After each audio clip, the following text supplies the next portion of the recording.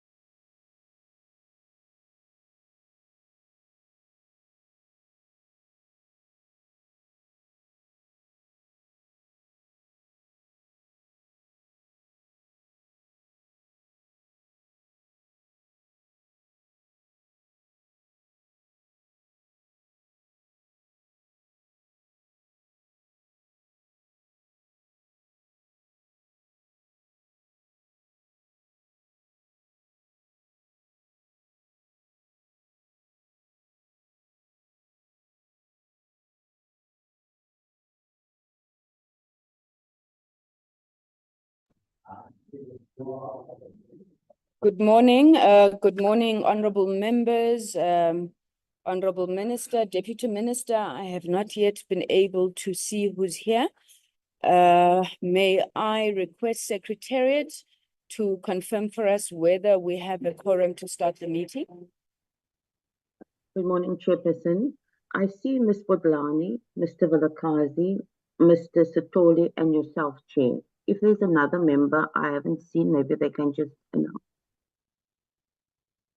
Thank you very much. Thank you, and thank you to all members who are present in the meeting.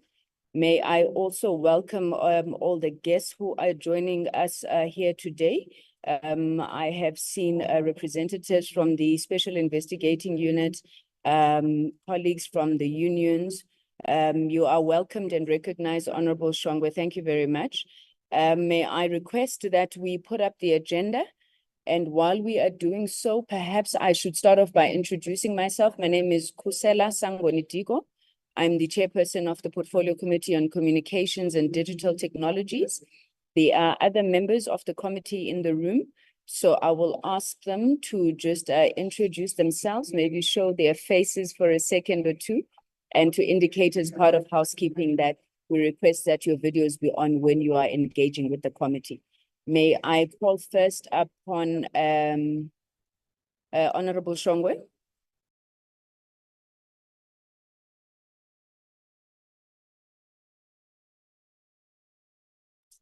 Honorable Shongwe, if you could introduce yourself, please. Thank you.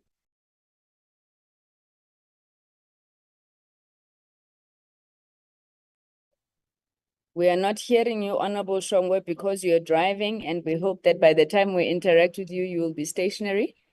Honorable Shongwe? I'm audible. Can you hear Now me? you're audible. Yes, we can. Good morning to everybody, Minister, and to you, Chair. I hope you're okay, and I'm okay. Thank you. Thank you very much. Honorable Chauke Adonis?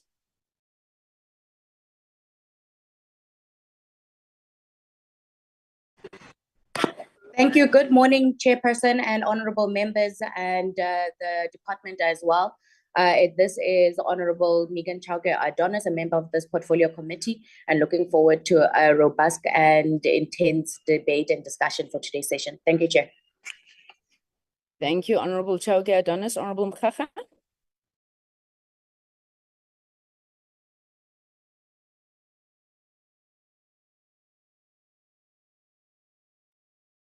Honorable Mzoneli Mkhaga, that moment that you always complain about. Okay. Good morning, Chair. Honorable members and everybody in the platform. I'm still in the past, Chair. That's why I have difficulty of hearing you. My name is Mzoleli Mkhaga, member of this committee. Thank you. Thank you, Honorable Mkhaga. And we do apologize, I think, for the inconvenience that the members are facing, having to travel. The view of the Secretariat was that given the fact that the meeting is virtual, we should try and it started a little bit earlier, sorry. So I do apologize for that inconvenience to members. Honorable Vilakazi.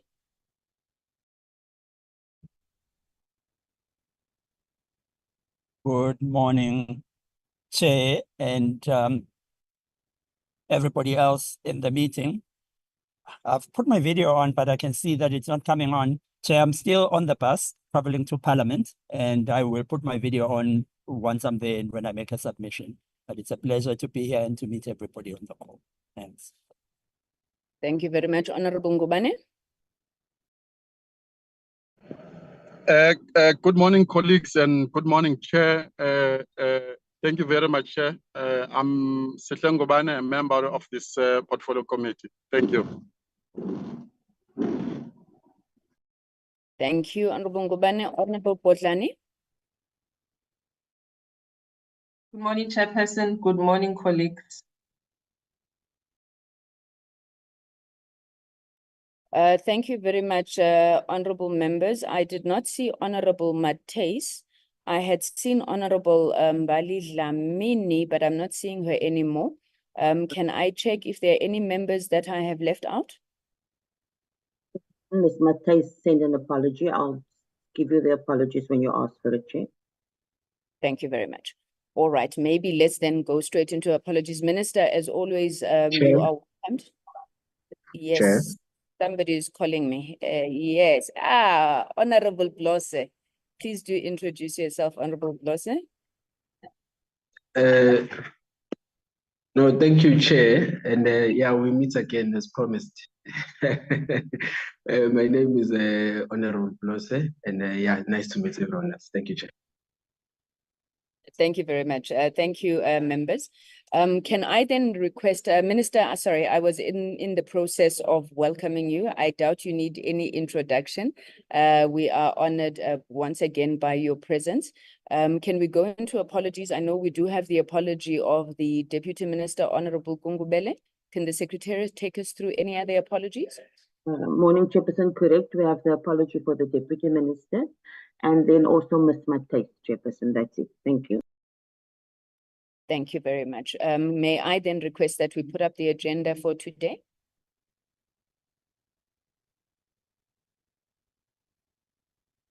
Honorable members, you'll be pleased to know that this is most probably our last committee meeting of the year.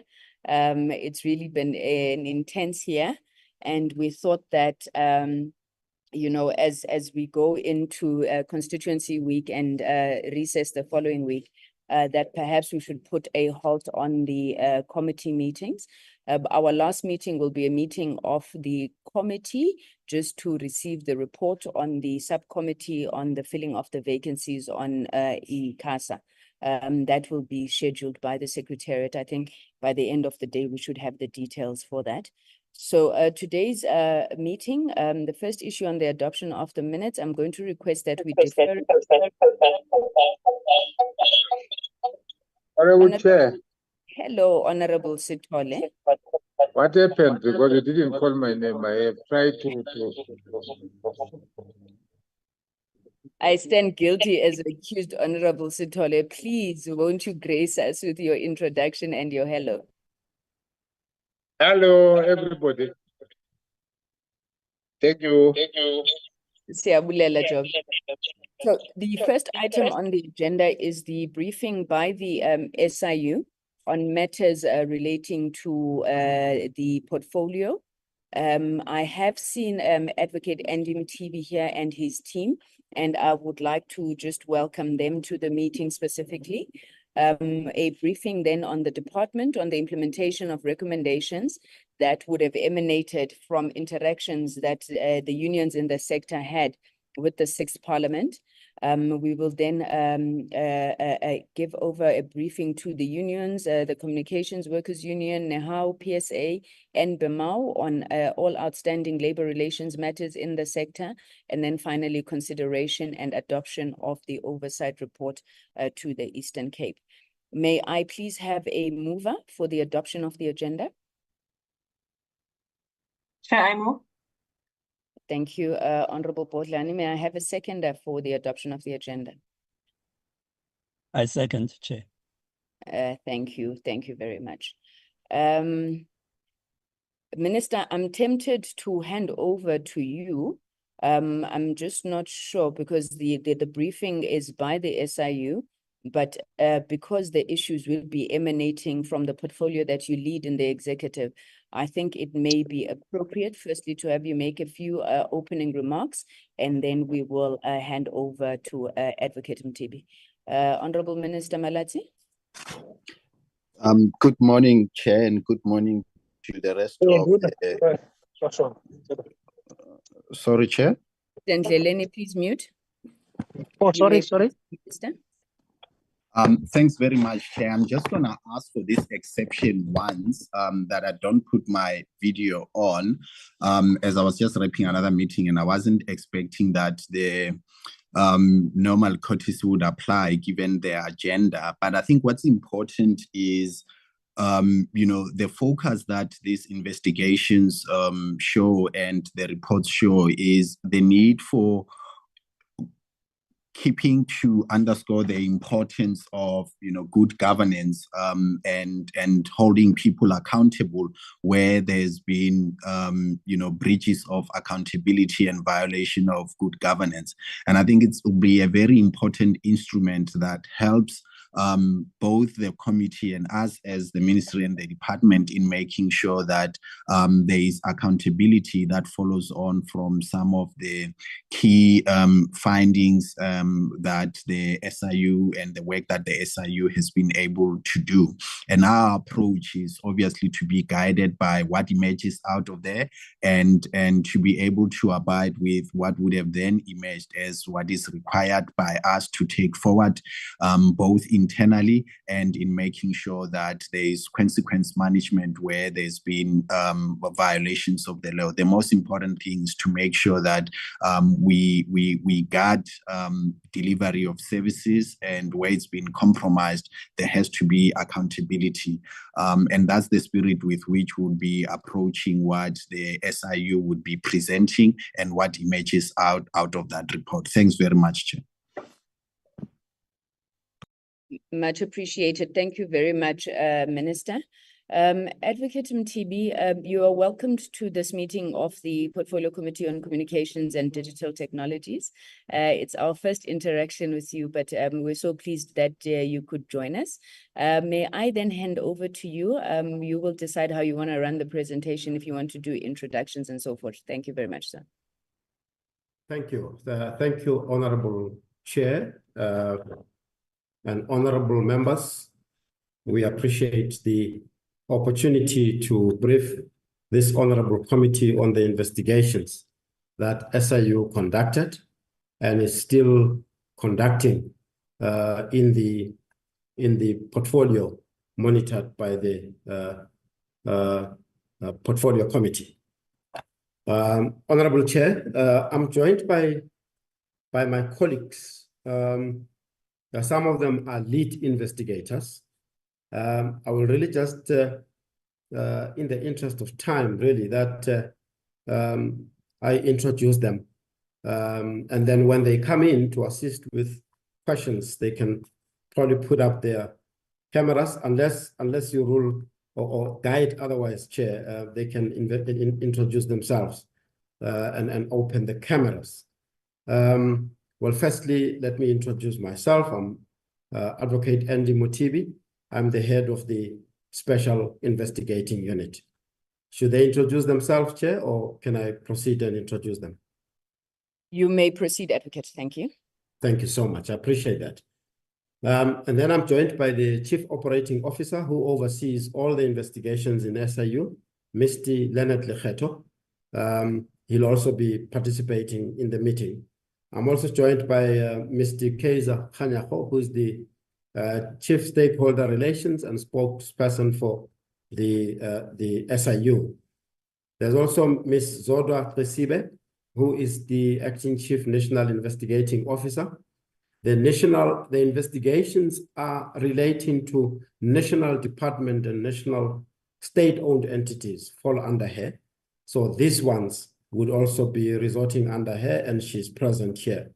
She'll take some of the presentations. Then I've got Advocate Ntutu Zelovanara, who's the Chief Legal Counsel for SIU. He also has a critical role to play when it comes to litigation areas. Then there's 3 lead investigators, Honorable Chair. Ms. Gina Pretorius is the lead investigator. She'll be taking some of the investigations, particularly the SABC one. Then I've got Mr. Vivan Govender, who's the lead investigator as well, and Mr. Jabu Masilela, the lead investigator. So they will come in as they need to assist with the responses, and then they can put their cameras on. I appreciate that, Honorable Chair.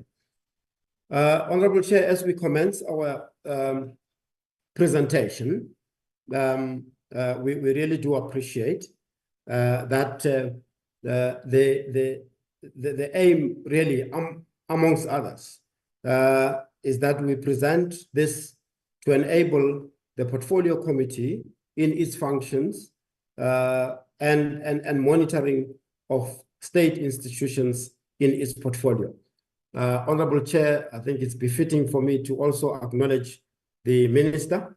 Minister, we acknowledge and thank you for those opening words, which we all really agree to, and the Deputy Minister. As we do our work, we also acknowledge that while we present our investigations and outcomes, and that it will enable the portfolio committee in its monitoring function, we also expect to be held to account in the areas where the portfolio committee, of course, deems appropriate, and of course be guided and also pointed into other areas that we can investigate in.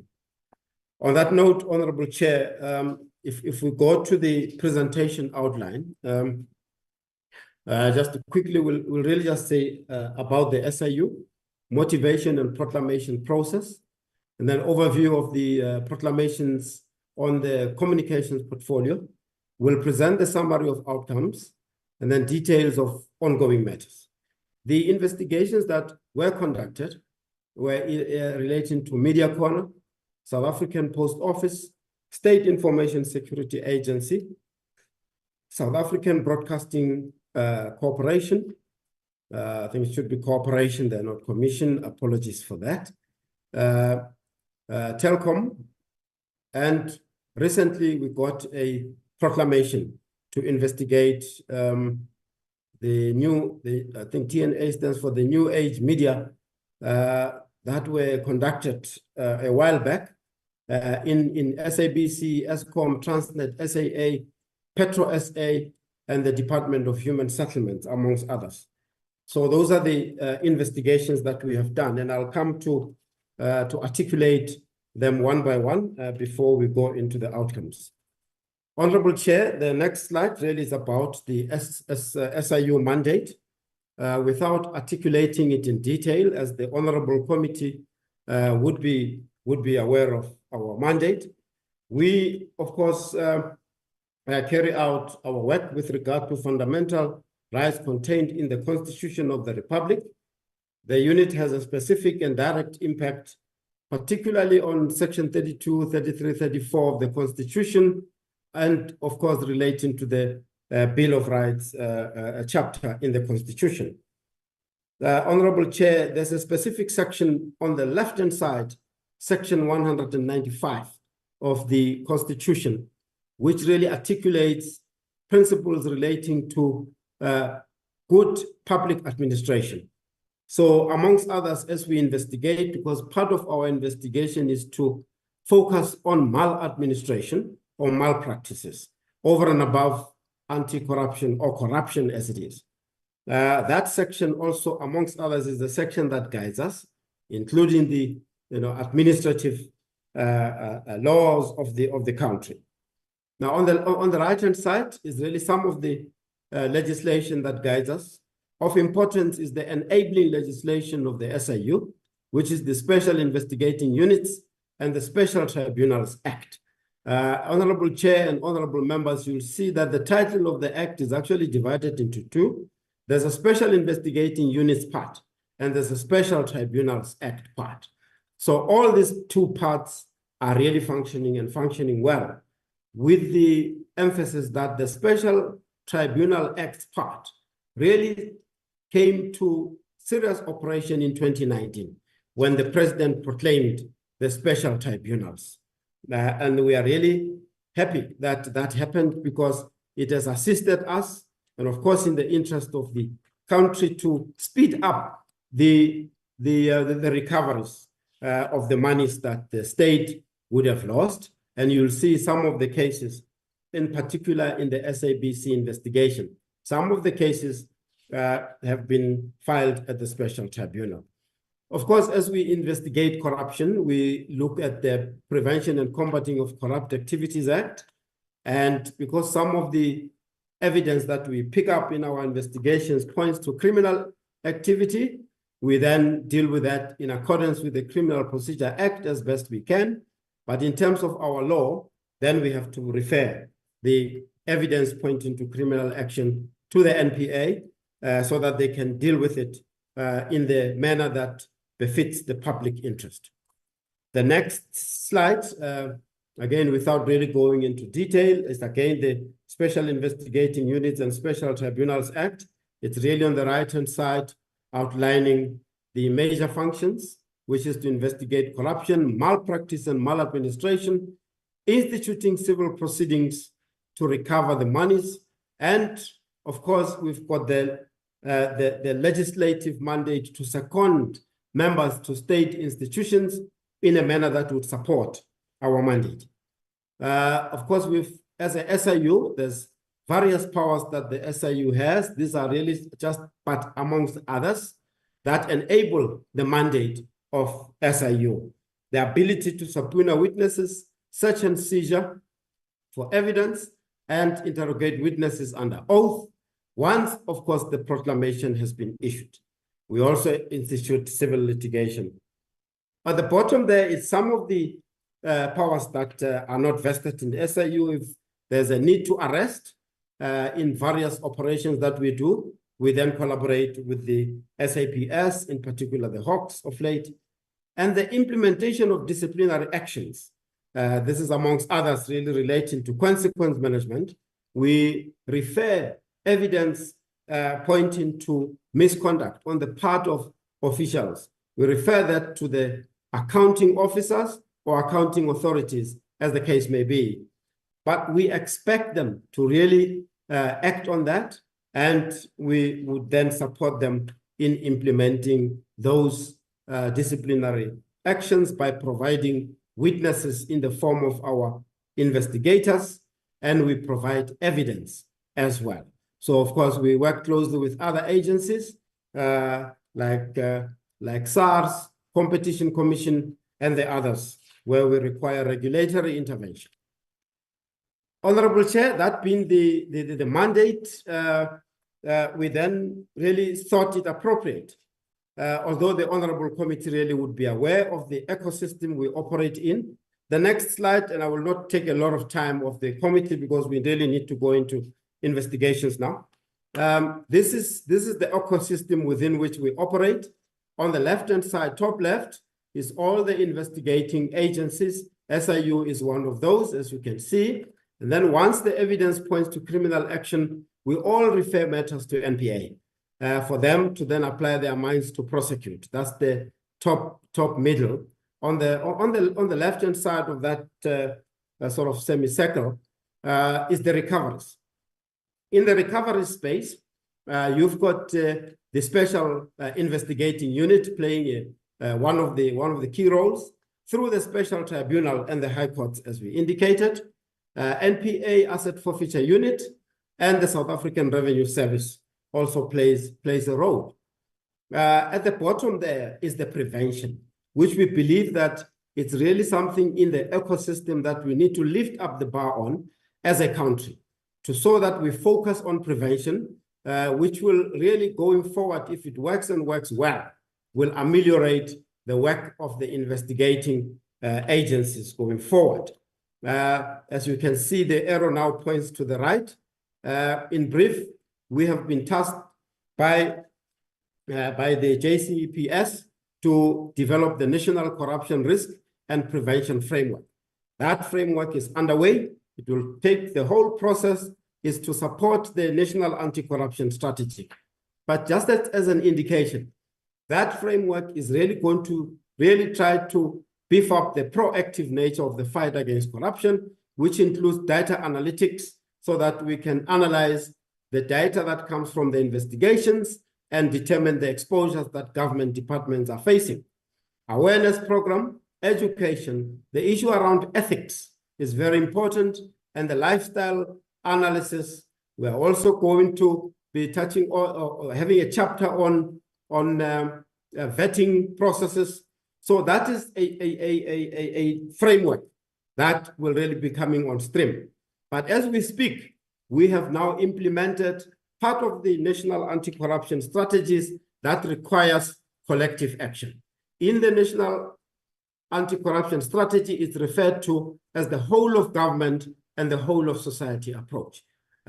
We have been leading that space, and we've created platforms where various organizations, civil society, business, labor, government, they all participate. Those are really sort of the pathfinders in this space. They are the model of how as government we can include other stakeholders in the fight against corruption. The health sector anti-corruption that you're seeing top right is the forum that really was the forerunner of the others, where we created a platform to pilot inclusion, collective inclusion, and we believe that it's working and working very well. It was launched by the president in 2019, and the Infrastructure Build Anti-Corruption Forum, where we're working with stakeholders in that sector. So Honorable Chair and Honorable Members, this has enabled us to adopt a sector approach so that each sector and the stakeholders in that sector pull up, work together to identify fraudulent, corrupt activities and come up with mitigating factors. We work closely with the Department of Public Works and Infrastructure there. Local Government and Anti-Corruption Forum is also established. We work closely with the National COCTA there. Really going forward, we need to make sure that the systemic recommendations that comes out of these investigations are attended to see improvements. And of course, we will come up with a corruption prevention index. You will see in various of these investigations, and it comes out really quite prominently in the SABC investigation that we've even conducted the governance-focused investigation, which we will speak to. The next slide. In brief, of course, the next slide talks to the critical skills that we need and have to ensure that our investigations are investigated appropriately. We've got forensic data analytics, forensic accountants that we started really beefing the organization with. I think we started really almost 4 years ago, realizing that we need forensic accountancy capability. We've built it up. We can see the results of that. Forensic investigators, which we continue to enable and support, civil litigation and forensic legal. Those are the legals that support the investigations to ensure that the legal outcomes are sound. And of course, the other topical skill that we need is cyber forensics. We have seen that working wonders when we really do search and seizure and then recover and seize some of the gadgets that are used to commit crimes. This is the part that goes and images those gadgets and ensure that we get evidence out of that.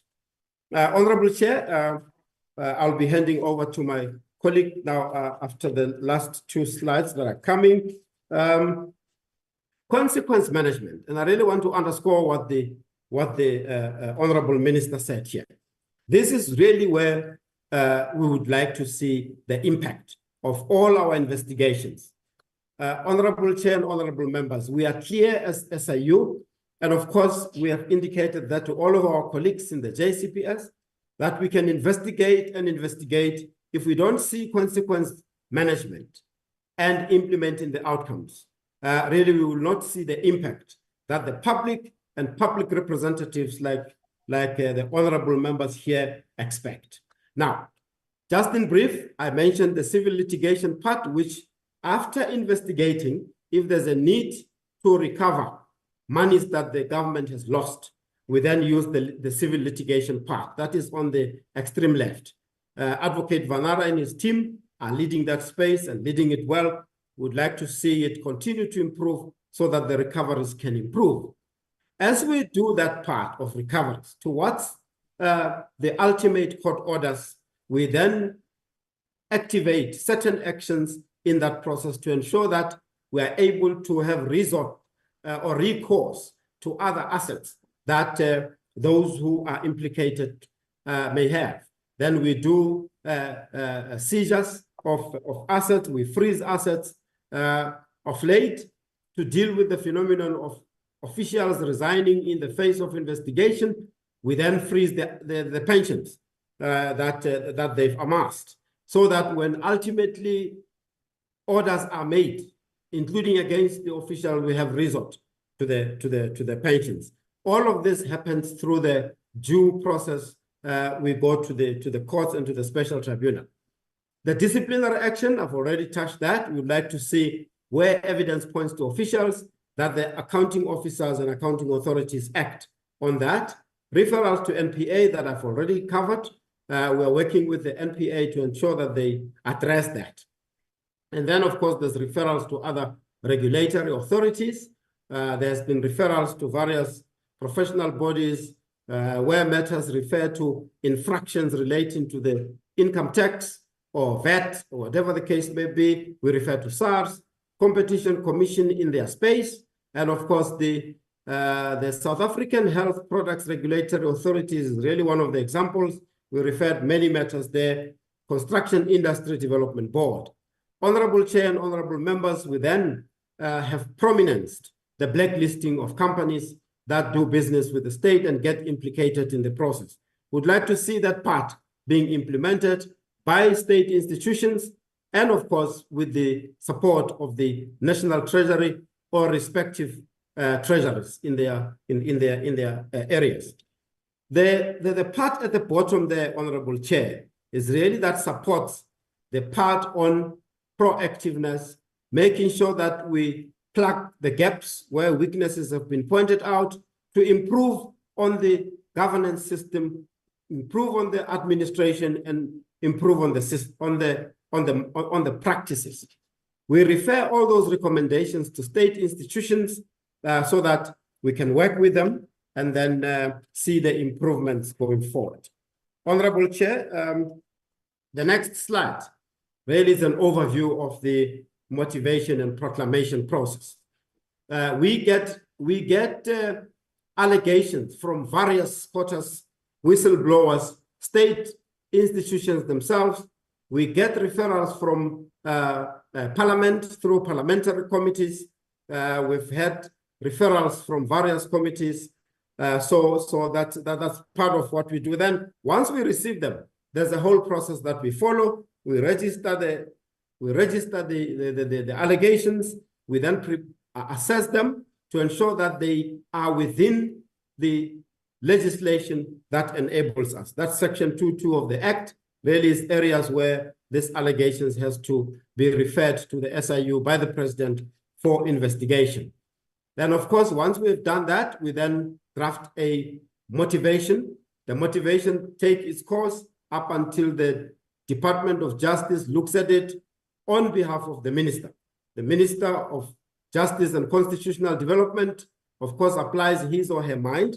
And then once they are satisfied, it's sent to the President up until the President, of course, also applies his mind and signs as appropriate. And then only then, when it's gazetted, can we then kick off the formal investigation. Now, having said that, Honorable Chair, the outline of the investigations that we did in this portfolio are as follows. The next slide. As I indicated, number one, Proclamation R58 of 2010. It was published on the 29th of October 2010. Honorable Chair, let me pause here and just indicate that we thought it appropriate. The invite also said all investigations and current investigations. So as you can see, we really went back to all the investigations in this portfolio. I've requested the team to ensure that we don't leave any other investigations, even though it dates back as far back as then. The portfolio committee will probably be having an interest to know of all those investigations. And amongst others, really, Honorable Chair, to state it here, that in the process of going back to those investigations, the team has to dig deep and make sure that the presentation is comprehensive. And Honorable Chair, we really, I think it's appropriate really that we apologize that the presentation was sent late. But that's really amongst others the rationale. But really, we believe now it's comprehensive to give the Honorable Committee a comprehensive view. The next one, or that one, was the South African Broadcasting Corporation. Honorable Chair, the investigation has been complete. I'll just want to check with my colleagues, in fact, of the proclamation date there. If you can bear with us. Well, Ms. Pretorius, when you come in, please, if you can just confirm or correct the proclamation date, please. The next one is Proclamation 53 of 2014, which was amended by Proclamation 15 of 2015. That was the SITA, State Information Technology Investigation. It's been completed, and we will present the outcome thereof. The next one was the one published on the 6th February 2014, R5 of 2014, as amended by Proclamation 56 2014, South African Post Office. The investigation has been completed. Then R62 of 2014, published for September 2014, Department of Communications. The investigation has been completed. Proclamation R20 of 2014, published 2018 of 2014, Universal Service Access Agency of South Africa, commonly known as USASA. The investigation is completed as well. R49 of 2022, published, dated 25 January 2022, is the Telkom Limited. The investigation there is ongoing, and you'll get some of the presentation in terms of some of the legal challenges we had, the legal challenge that was launched by Telkom. The last presentation here, the last investigation is R206 of 2024. That one was really published recently, 18 October 2024. That's the TNA media at various state institutions, including SABC, Eskom, Transnet, SAA, Petro SA, and Department of Human Settlement. Honorable Chair, the next slide may seem like a repeat, but we go in slight detailed information. In terms of the proclamation, when it comes to SABC, as published, the SIU was mandated to conduct an investigations into, amongst others, allegations of mismanagement or misconduct by the South African Broadcasting Corporation, board members, officials, and employees, and any other third party. On the CETA, in that we just mentioned the proclamation there, but of course all of them would have included investigations into maladministration, malpractice, any misconduct of officials involved in all those other investigations that are following without repeating. As I indicated, all the investigations were finalized and presidential reports presented. Amongst others, will indicate to the Honorable Committee what were the outcomes of those investigations. Honorable Chair, I'll pause here and allow my colleague, Ms. Sibe, to come in to take the Honorable Committee through the outcomes of these investigations, just to really show what the state of the outcome of investigations were. Mr. Sibe, if you can come in, please. Thank you. Thank you, Advocate Mochibi. Honorable Chair, honorable members, Honorable Minister, the head of the unit, union reps present, colleagues, good morning.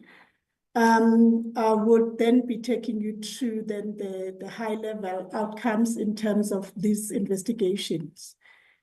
All the investigations that were reported to be finalized, we're still reporting the outcomes that we achieved in those matters.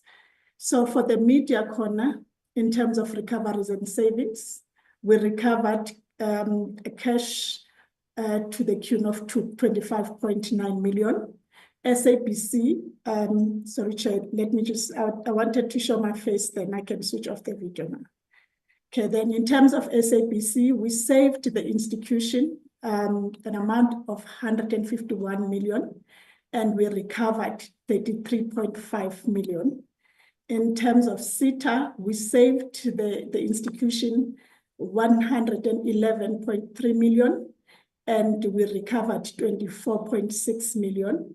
For SAPO, it was 46.1 that we have saved the post office. In terms of the referrals, Chair, the information is depicted in the table below. Media corner, we referred 2 criminal referrals and 7 disciplinaries. SABC, it was 6 criminal referrals, 24 disciplinary actions, and 11 civil litigation matters, of which some will be reported in terms of this report. And we also had 2 administrative actions. For CETA, we had 4 criminal referrals and 22 disciplinaries. For USASA, we had 5 criminal referrals and 2 civil litigation matters. For SAPO, we had 2 criminal referrals, 7 disciplinary referrals, and 1 civil litigation and 1 administrative action, as well as 1 AFU referral. And Department of Communications, we had 1 criminal referral, 2 disciplinaries, and 1 civil litigation. Next slide, please.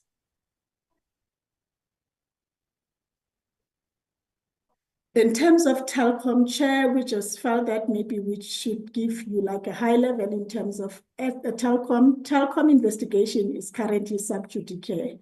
Telkom held a view that it was not a state entity, and therefore the SIU could not investigate the affairs of Telkom. So they filed an application in the High Court in 2 parts, Part A and Part B. One was to interdict the President and the SIU from giving effect to the proclamation R49 of 2022. The second part was then to declare the proclamation R49 of 2022 unconstitutional, invalid, and of no force or effect. So the court granted leave to appeal after, oh, sorry, Chair, I think I left 1 bullet there. The High Court found in favor of Telkom, and then the presidency and the SIU applied for leave to appeal, and the court granted the leave to appeal to the SCA, to both the presidency and the SIU. Then for the TNA media matter, Chair, as already reported by the head, The matter has recently been proclaimed and it's currently in the planning phase. Next slide, please. So now I'm going to go into detail in terms of all of these matters, Chair. I'm not going to really go into detail giving the background, but I'll just highlight the outcomes per investigation.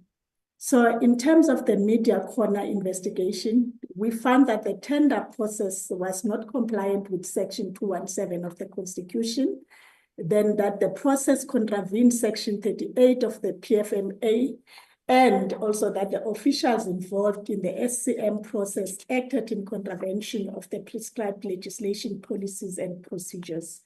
So we made 2 NPA referrals and 7 disciplinary referrals in this matter. Next slide, please. Then for the civil litigation, Chair, we launched an application in the High Court. Just to summarize, Chair, we secured a court order in favor of the SIU and then the department for 25.9 million. That was to be paid to the department by the media corner in the process of liquidation. Next slide, please. South African Post Office. This proclamation, Chair, these are the scope of the investigation in terms of this matter was also to investigate irregular conduct by board members, the former board members of SAPO, in relation to the supply chain management and recruitment related to the processes internally. And then in this regard, we investigated the tender process for the multifunctional devices, for example, copiers, and the recruitment process to fill vacant position of Chief Information Officer of SAPO. And then towards the end of the investigation, then another matter relating to Echo Point was referred to the SIU, which we then investigated. Next slide, please. Just let us know. Yes. Sorry. Could you please mute? Ms. Marsha.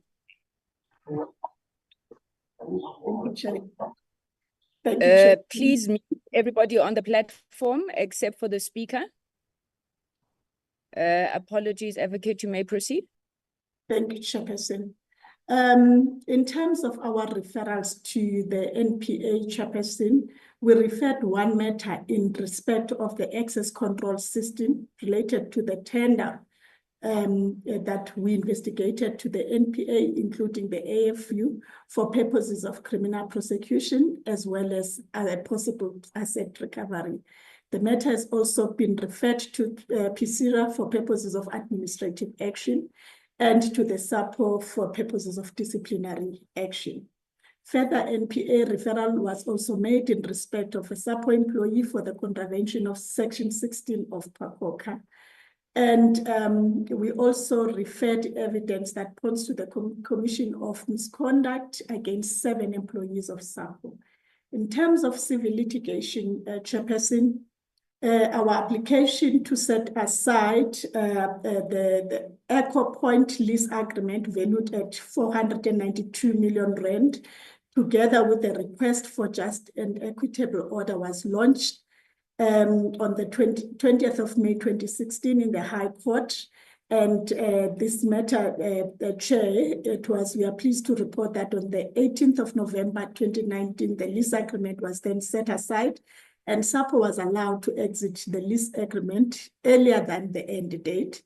The end result is that the landlord need not repay anything to the SAPO, and the SAPO is absolved from having to pay earlier rentals and the cost of approximately that 105 million rent to the landlord. Then it also fell away. Then SAPO was then able to move out of the Echo Point building at the time. Thank you. Next slide. Then the USASA one. high level again. The listed allegations, Chairperson, was what was referred to the SIU.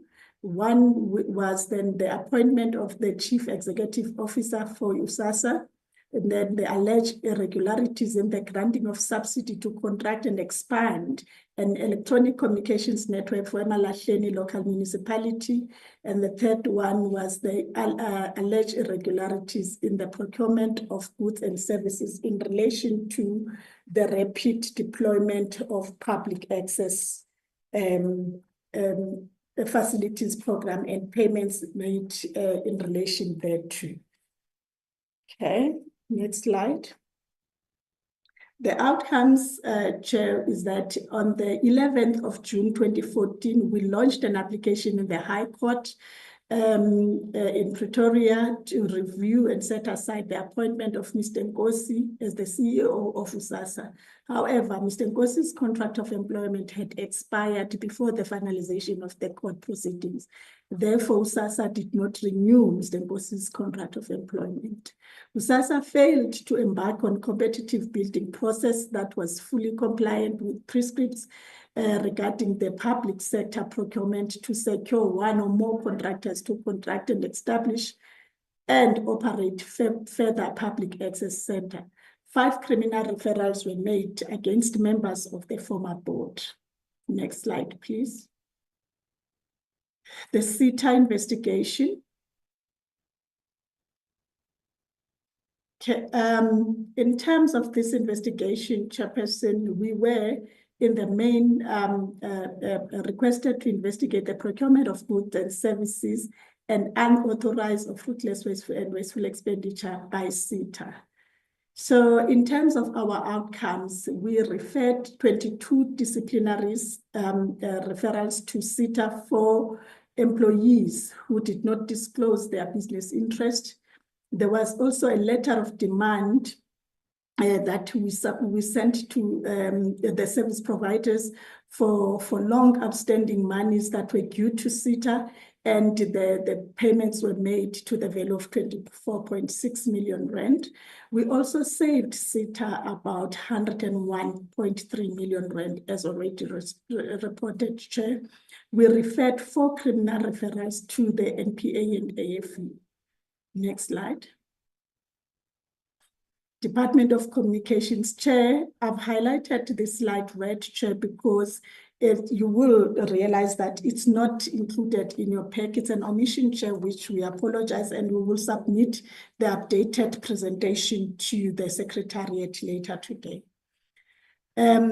We also received the Department of Communications proclamation, which is R62 of 2014, and there were a number of areas that were required to investigate in this area.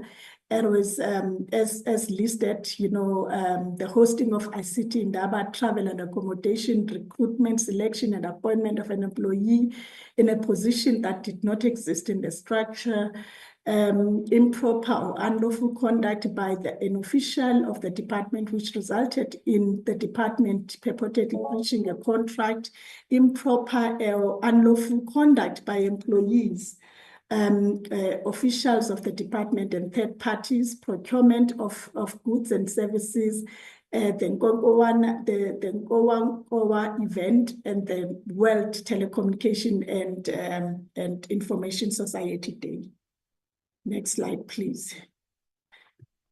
In terms of the outcomes, matter 1, we investigated a donation of 10 million by the department towards the hosting of an organization of the Information, Communication and Technology in Indaba. The SIU found that the donation was irregular in that it did not comply with the applicable prescripts pertaining to donations. The SIU obtained evidence pointing to the commission of possible fraud, theft, and corruption in relation to the donation by the department towards then the hosting of this Indaba, which took place between the 4th and the 7th of June 2012. The matter was then referred to the Anti-Corruption Task Team and the Asset Forfeiture Unit for possible recovery. Next slide, please. Matter 2, it was the travel and accommodation and other benefits. What we obtained, Chair, was then the evidence that pointing to fruitless and wasteful expenditure to the value of 693,000 rand in relation to travel and accommodation expenses, and also other benefits which were paid by the department in respect of a person who did not qualify therefore. The SIU has instructed the state attorney to brief council to consider prospects of recovery of the loss from the accountable persons, with the former Minister of Communications. The SIU also referred evidence of misconduct against former secretary of the former minister to the department and has recommended disciplinary proceedings to be instituted. Next slide, please. Third matter, the recruitment and selection. The SIU in this area, Chair, we found no evidence to indicate that recruitment in question was irregular. Matter 4, we found that this was now an unlawful conduct by the official of the department. What we found here was the evidence indicating that an official of the department acted improperly in instructing Gichab's buyer to cease all work in terms of the contract concluded between the parties. The instruction led to the contract lapsing. As a result, the service provider instituted a civil action for breach of contract against the department. So the SIU has recommended that the department recover its cost of defending the action against the service provider from the official in question, should the High Court grant the judgment in favor of Gichab's buyer. Next slide. Then the following matter is then the appointment of the CFO of the SABC. The SIU found that the appointment process followed by the department to appoint the CFO of the SABC was made irregular in that and that the board of SABC failed in their duties. However, the relevant persons are no longer members of the SABC board, hence no further steps can be taken against them. Matter number 6.1, which was the Nkowankowa event. The SIU established that proper procurement processes were not followed during the procurement of goods and services for this event, and the expenditure incurred was not approved by DG of the department. The SIU referred evidence pointing to misconduct against the officials who caused the irregular expenditure to the department and has recommended the institution of a disciplinary process. Next slide, please. Then the last matter, which is the procurement of the World Telecommunication and Information Society Day event, we established that the deviation from the normal procurement processes were not properly motivated for nor approved by an authorized person. The underlying reasons for the deviations were not recorded nor were supported. The department incurred irregular expenditure to the value of 1.9 million rand. The SIU referred evidence of financial misconduct in terms of Section 86 of the PFMA to the relevant prosecuting authority. Next slide, please. Chairperson, I would like to pause here and allow my colleague, Ms. Gina Pretorius, to take us through then the next slide, which is the SABC investigation. Thank you, Ms. Plesibe. Morning, Chair, Ms. Diko. Morning, Honourable Minister Molatsi, honourable members, and everybody else present today. Just put my camera on so you can see who I am, and I'll now proceed with the presentation and switch off if that's in order. So I'll be presenting on the SABC investigation. The SIU has had 2 encounters with the SABC. As mentioned earlier, we started there in 2010. With Proclamation R58, and that was to look at various allegations of irregularities in respect of the board members. We then returned after the National Assembly established an ad hoc committee into the SABC board inquiry, which again was looking at various allegations against the board and concerns regarding its ability to discharge its duties in terms of the Broadcasting Act. The committee released a report on the SABC board inquiry in February of 2017. The SIU then assessed that report and noted various recommendations that Parliament had made regarding the interim board, to the interim board, which had taken over.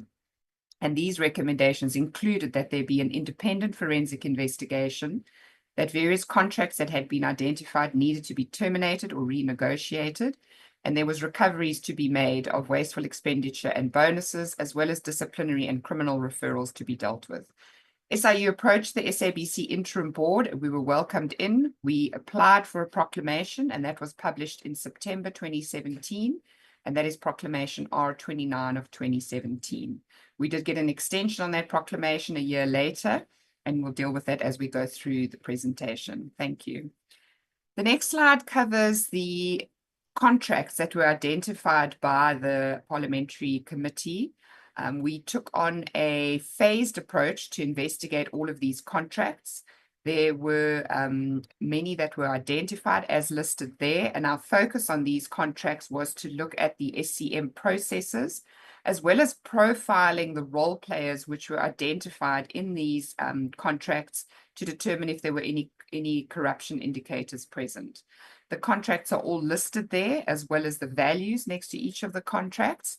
And the total is 617 million rands worth of contracts that were investigated. And this was done under phase 1 of the investigation. Next slide, please. During the course of phase 1, we identified further investigations, which we will cover in detail a bit later in the presentation. This is a summary on the update of all the civil litigation as a result of the 2017 investigations. These are matters where we have achieved outcomes and are just highlighted as an overview of the impact the SIU has made at the SABC. Firstly, we have the 11.5 million rand success fee or bonus that was paid to Mr. Motseneng, the former GCE. We were successful there, and there's 18 million rand that we are in the process of executing. We're still having a bit of a battle in court on the execution, but the judgment is in the SIU and SABC's favor. The Vision View contract was set aside, and 6.3 million rand cash recovery was made for the SABC. The Mott MacDonald contract was set aside, and a 1.250 cash recovery for the SABC was made.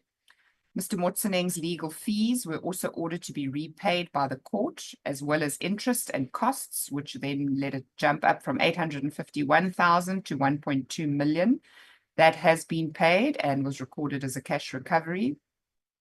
The Rapid Blue was a small matter. It was settled out of court, just under 200,000 rand recovered there. We assisted in defending a claim in respect of the Asanta Sana matter, and a 350,000 rand saving was incurred there for the SABC. The TNA Media, a similar outcome where we assisted in defending a claim that was brought against the SABC by TNA Media at the time, and 144 million rand saving was incurred there.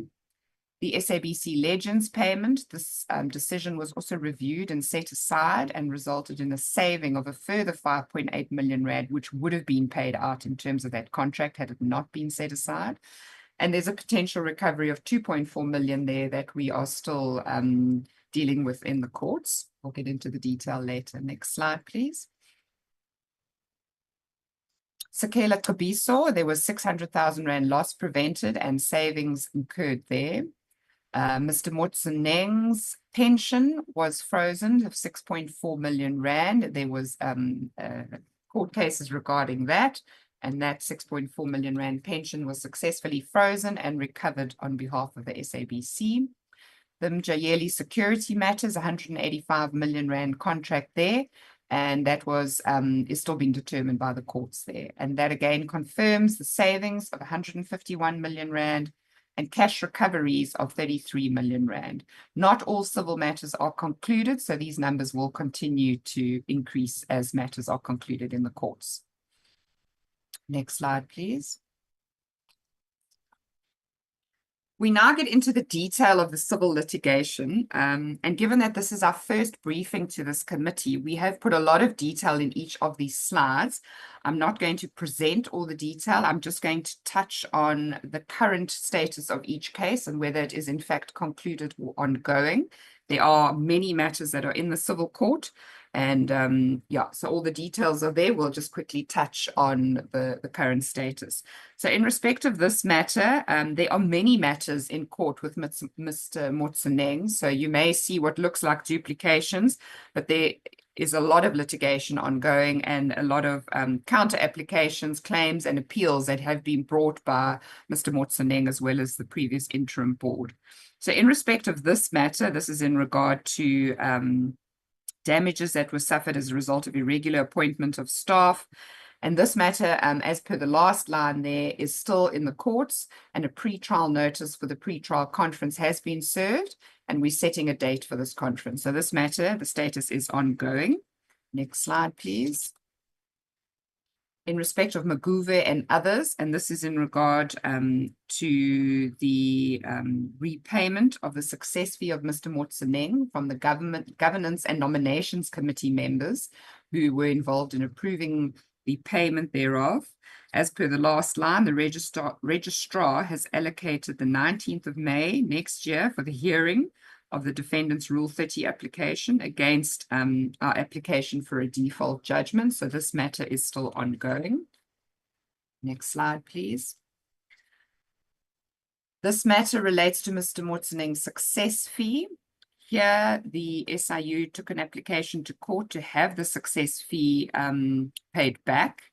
The award was granted to the SIU and we were successful in our application there. Mr. Motsoeneng appealed to the Constitutional Court not once but twice, and we are still in the process. We have got a successful order in respect of this success fee, and we're still in the process of getting the execution of this order and the assets recovered. Unfortunately, Mr. Motsoeneng is not making himself available for execution thereof, and we are busy dealing with this in court so that we can execute and recover the balance of the monies outstanding. The success fee is 11.5, but with the interest and the costs that have been incurred, the figure is closer to 20 million that needs to be recovered, and we already have the pension secured of 6.5 million. So assets will be taken for the balance thereof. Next slide, please. The Sekela Kabiso matter, this matter is finalized. The SIU's appeal was dismissed with costs, and SABC and Sekela have met to discuss the outstanding invoices, and a settlement was reached where 6.1 million was paid to Sekela that the SABC was owing, and we can confirm all is concluded and has been squared off in respect of this matter. The next matter is Vision View.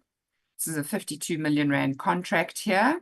The matter was finalized and the SABC saved an amount of 6.3 million rand, which they otherwise would have had to repay, but for the judgment which declared that the contract was unlawful. So we were successful in the High Court in respect of this matter as well.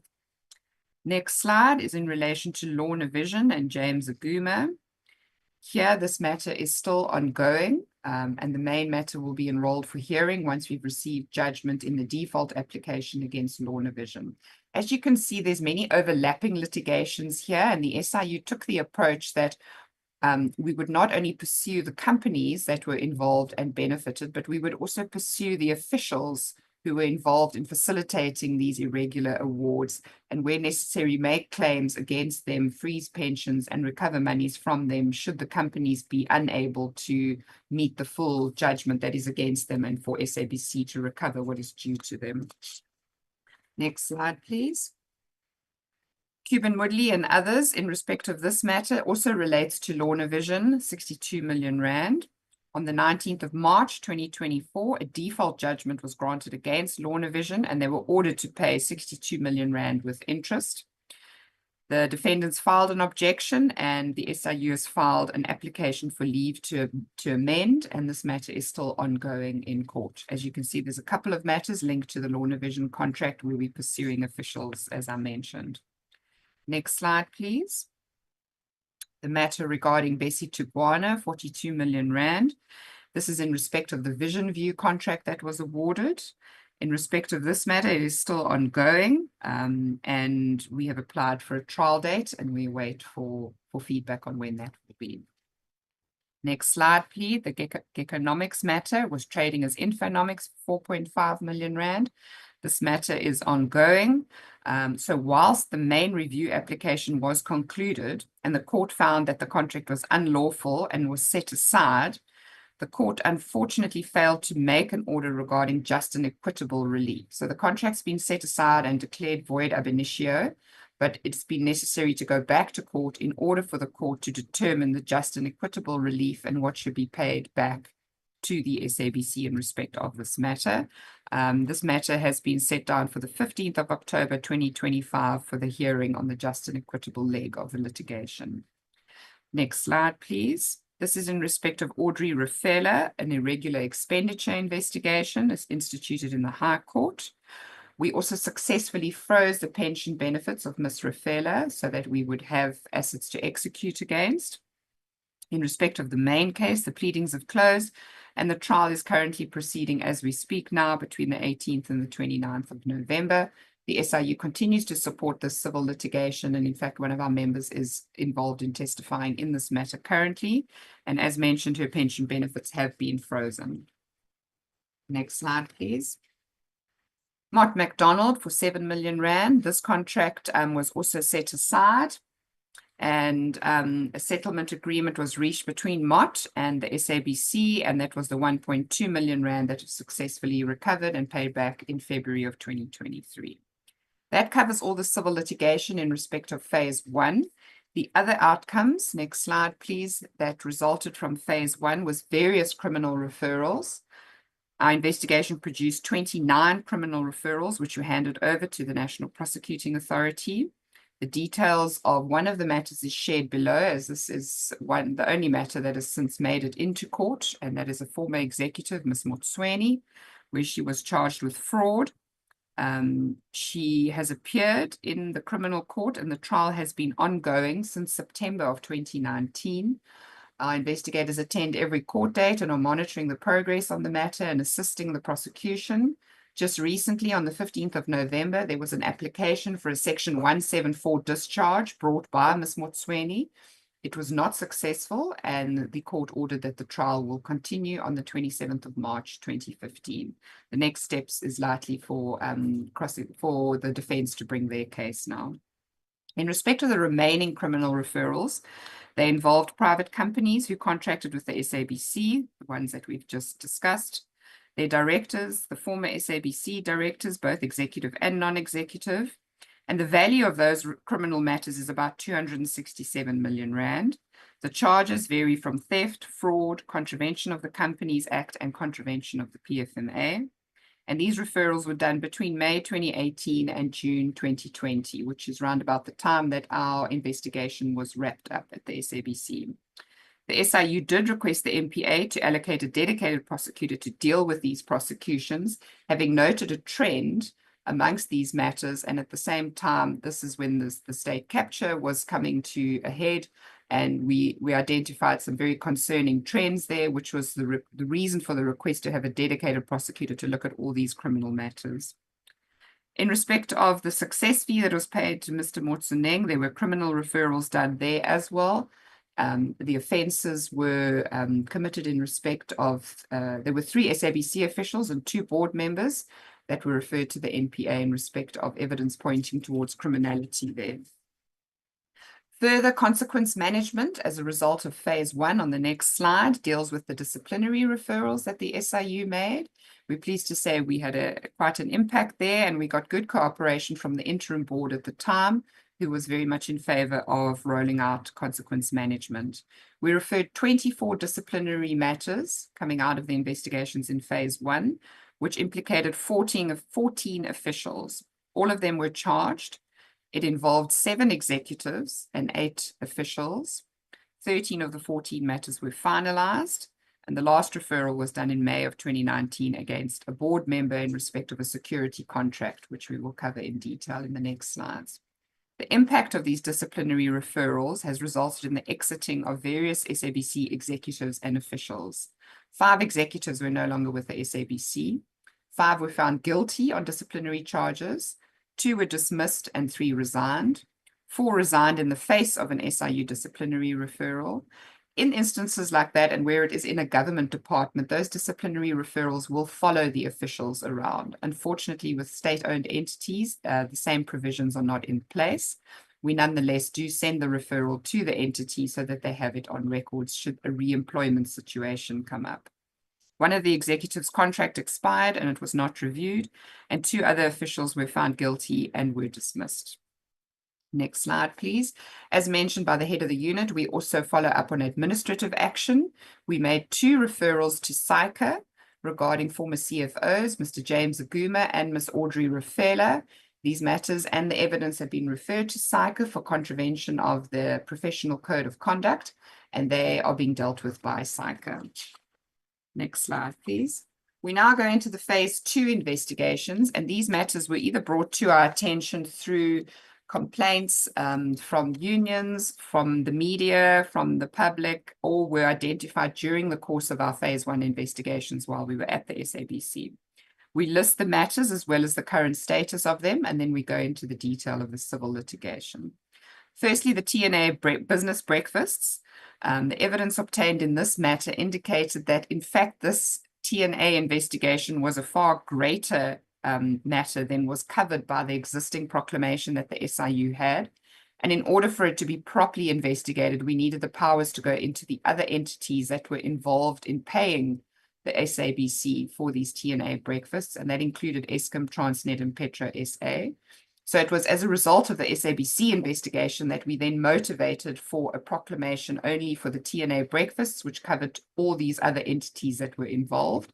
And as mentioned earlier, this was published on the 18th of October 2024 and has now opened the door for a full investigation into these TNA business breakfasts. The SABC security tender, this investigation is complete and civil litigation is underway. We'll get into detail of what that means in the later slides.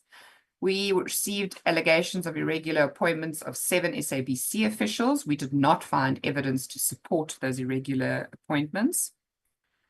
We received allegations of irregular payment of bonuses, 13th checks to senior managers, and 31 million rand paid by way of 10,000 rand to each of the 3,124 staff. We could not find evidence to support the allegations of irregularities there. Irregular expenditure, a 5 million rand SARS penalty. This investigation was concluded and litigation is underway. Conflicts of interest that were identified by the SIU where officials were doing business with the SABC. We conducted those investigations and disciplinaries were handed over to the SABC. Next slide, please. We continue with additional matters here. Payments to the Legends of 2.4 million rand paid out to 53 artists. Investigation was completed and litigation is underway. The SABC Heritage Thank You concert valued at 27 million rand. The investigation was completed and no action was taken. Rapid Blue, the X Factor season 1 was concluded. There was no civil litigation there, and settlement discussions were also held between SABC, SIU, and Rapid Blue, and a repayment was made to the SABC. Irregularities regarding the lease of the SABC's offices in Nelspruit, that litigation is underway.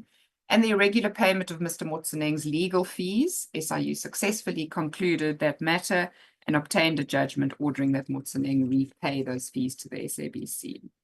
Then the last slide on the phase 2 investigations, we received various allegations at the Northwest SABC office, including irregular appointments of the provincial general manager, the provincial news editor, both of which were concluded. We also received allegations of further officials doing business with the SABC. Those were investigated and there were no irregularities found. And then corruption and abuse of the SABC resources in respect of their properties that were rented out there, and criminal referrals were prepared in respect of this matter. We now get into the detail of the civil litigation that is currently underway, and I will again state whether the matter is ongoing or concluded. Number 13, the SABC security contract in respect of Mjayeli for 194 million rand. We instituted litigation in the High Court. Judgment was handed down in October of 2023, and the contract was reviewed and it was set aside. Mafoko has lodged an appeal and has been granted leave to appeal to the Supreme Court, and the hearing date is awaited there. So this litigation is ongoing still. The SIU is litigating with the SABC in this matter, and that was an approach that we took throughout this investigation. Is SIU and SABC litigated together, sharing both attorneys and counsel in order to keep costs down of litigation as well. Matter 13.1, Kay Kweyama and 3 others. These are the former interim board members. They brought an application to review and set aside the SIU's report on the Mjayeli security investigation, as it was the interim board that awarded that contract. And they wanted to set aside our findings in our report. The matter was heard in court and the former board member's application was dismissed. This matter is considered concluded.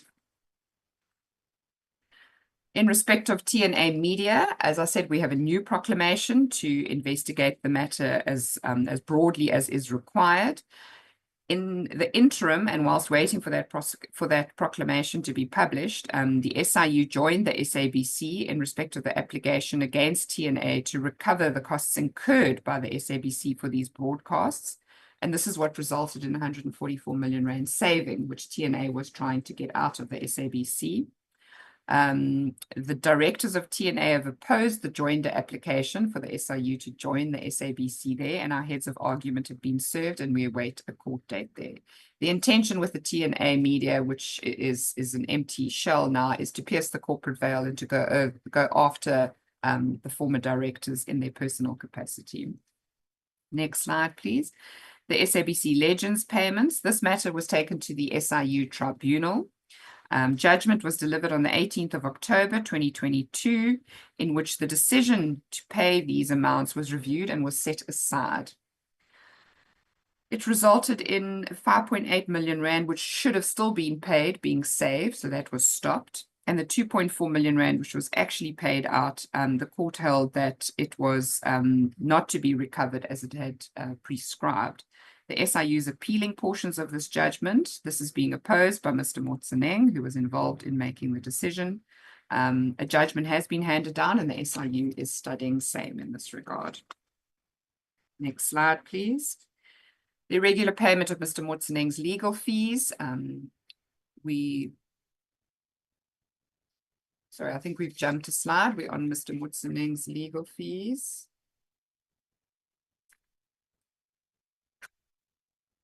Legends, sorry, next, sorry, my mistake, sorry, thank you, Leonard. In SABC offices in respect of Raybuck Properties, this matter is also in the special tribunal. Here, the SIU issued papers on the 13th of March, 2020. The matter was heard in October and judgment was handed down and the application was unfortunately dismissed with costs. The next matter is the review application by Mr. Motseneng against the Public Protector. In this matter, Mr. Motseneng brought an application to review and set aside the Public Protector's report entitled When Governance and Ethics Fail. This was an important matter for the SIU to challenge, as it was also what our proclamation was based on as well, and which informed our investigation. The judgment was heard in May of 22 and was handed down in August, and Mr. Motseneng's application was dismissed with costs. We're busy preparing the bill of costs and are recovering the costs that are involved there. As one can see, it's been a very litigious space that we've had to operate in at the SABC. Number 18, Mr. Motseneng's legal fees of 1.2 million rand. As mentioned previously, we received a default judgment here and the full 1.2 million has been repaid by Mr. Motseneng to the SABC. We then get on to the consequence management for the phase 2 investigations, and this is the disciplinary referrals. There are 6 disciplinary referrals here, mostly against lower level employees, where we identified a conflict of interest and that they were doing business with the SABC. Disciplinaries were handed over and all the matters have been dealt with by the SABC with the various outcomes that have been depicted in the last column on the right there. We then get on to the governance review. So we got to the end of our investigations around about 2019. We reported to the president, and the question arose as to why the SABC had ended up in the position that it had. With all the parliamentary inquiries, the public protector inquiry, the SIU investigations, what were the underlying factors? That drove the SABC governance review, which was conducted on all the governance structures that were in place at the SABC to determine why there was a failure of governance and what contributed to this failure. We communicated this exercise to the board at the time, and we then proceeded with this review, which ran over the period 1 November 2011 to 31 March 2019. The review period aligned with the period where the SIU investigations were conducted. We looked at 146 policies that were identified as pertinent to our investigations, and all the outcomes thereof and the detailed scope are set out in the governance report that was presented to the board and the GCE. The SIU was aware that at the same time, the SABC was also doing work on governance at the SABC, and we did inform the president in our report that that was being done, and we acknowledge the strides that were made by the SABC at that time. We then get into some graphics of a breakdown. The report is very comprehensive and detailed, and these are just some of the graphics giving you snippets of what went wrong at the SABC and why. So why was there a failure in governance at the SABC? We've got 5 main areas that were looked at during this review: the oversight and monitoring. There were issues identified with the company secretary, the board, and the committees, and the audit committee as well. The culture, we identified that there was fear, there was a culture of doing nothing, and there was a culture of no consequence management. The skill sets, there were issues identified there in respect of the board, as well as strategic positions that held a lot of power in the SABC. Behaviors that contributed towards the governance issues was political influence, willful disregard for controls and policies, and an abuse of power. The policies and the controls that were in place at the time we did the review was incomplete, outdated, and were either not embedded or implemented. Again, a reminder, our review period was November 2011 to March 2019. The review of the policies on the next slide gives you a breakdown of what the policies looked like at the time that all of this went wrong at the SABC. 65% of the policies were outdated. Policies that we did not receive amounted to 13%. Ineffective internal controls or governance was 9%, high-risk functions 9%, and overlapping policies 4%. The next slide depicts the analysis of the policies, which revealed that the policies were insufficient, they were outdated and needed to be reviewed. Lots of overlapping policies, as mentioned. There was overriding. Management overrode internal controls and governance protocols, which rendered the policies and the protocols ineffective. And most of the policies did not comply with the King Code as well. The way forward was to redraft, embed, and monitor policies within the SABC. The report details each of these 146 policies and goes into them in detail and identifies which sections are outdated, which are overlapping, which are not in line with the King Codes. So it is a very valuable report that we hope has been implemented within the SABC to avoid reoccurrence. This slide depicts an analysis of our findings of our investigation and identified what went wrong. So starting at the bottom, the delegation of authority framework. These were the most prevalent behaviors which caused contracts to be irregularly issued or disciplinaries to arise and us to end in court. So the biggest issues were the delegation of authority framework contraventions, which led to governance and thus irregularities, SEM contraventions, failure to obtain approval from Treasury. Those were the main contributing factors to getting us irregular contracts and leading us into court. The rest are depicted there as well. So they took all the SIU investigations and looked at what happened in each of these investigations where we found irregularities and have broken it down into these behaviors which contributed to the downfall of the SABC. The next two slides indicate the impact on the financial position of the SABC during this governance failure. Irregular expenditure doubled from the 2014-15 year to the following year and continued to maintain a 5-odd billion rand total over those years up to the 18-19 year. That's the irregular expenditure. And then the next slide deals with the fruitless and wasteful expenditure, which one can see climbing each year as well. So the impact of governance failures is seen on the bottom line and on the financials of the SABC there. The next slide deals with the root cause of these governance failures. And firstly, it was unsuitable executives. One will note that both proclamations started with issues regarding the conduct of the board members. And that was the basis for those proclamations. So unsuitable executives who set the tone at the top, which then created a culture in the SABC, which led to inefficient oversight and monitoring, and led to a state of impunity within the SABC. And one can see that with all the litigation and recoveries that have since resulted from these matters going through the investigation process. The next slide deals with recommendations that have come out of this governance review.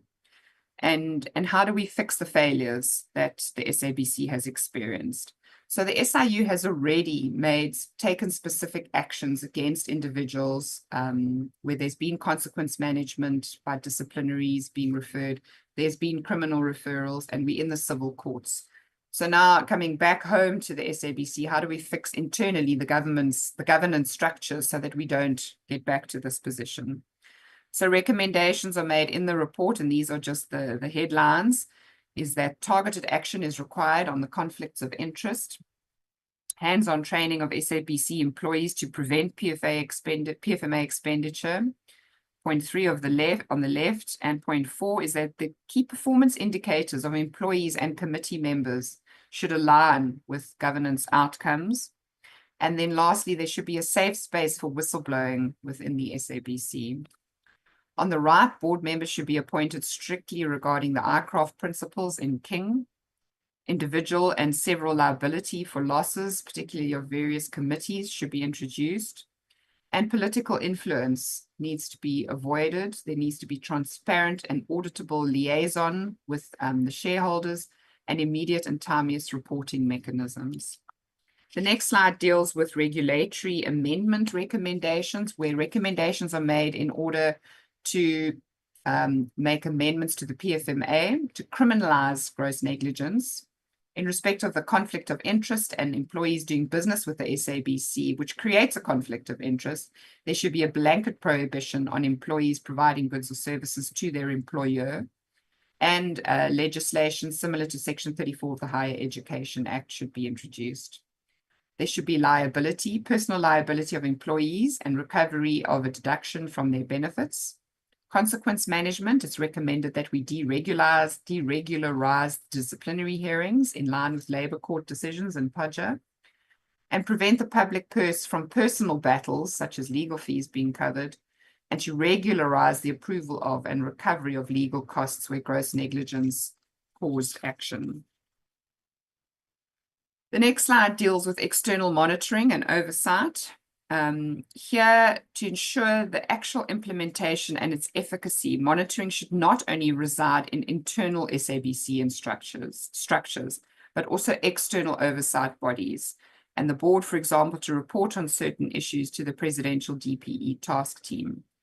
These bodies and monitoring mechanisms could include sending the SIU report to the Auditor General for them to consider in their audit plan, extending reporting lines for internal audit to the Department of Public Enterprises, and allocating forensic practitioners to the SABC's internal audit capacity, and including focused probity audits on high-risk areas as identified in the report. The next slide deals with observations. Existing policies and procedures at the SABC were bypassed by the board and senior managers, which led to the financial woes of the corporation. There was a general abuse of power by the SABC board and senior managers, which we have covered. Controls were repetitively bypassed through management override, collusion, or abuse of power between those in power, or inaction or passiveness from other officials. The limitations of the segregation of duties is an internal control measure and reinforces the importance of maintaining a culture of awareness and enablement of officials to act when non-compliance occurs. Without an ethical culture, and efficacy of internal control measures is compromised. Further systemic recommendations, and we are on the last 3 slides regarding this governance matter. We recommend the SAB should return to a culture that encourages honest discussions surrounding ethics and ethical challenges. Employees should be empowered by explaining what constitutes unethical behavior and what the result of such can be on the corporation. Employees should know their rights and should be encouraged to report. Whistleblowers must be provided with protection. Employees should be held accountable and responsible for their behaviors and decisions.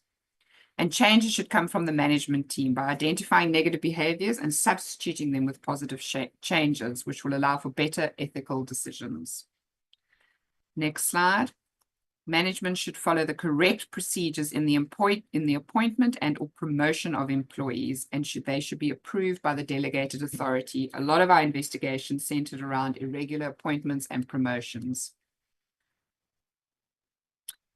It should be realized by those charged with governance when implementing recommendations contained in the report that the efficacy of government structures is not determined by the existence of the structures, but by how it operates and responds to the ethical and governance dilemmas.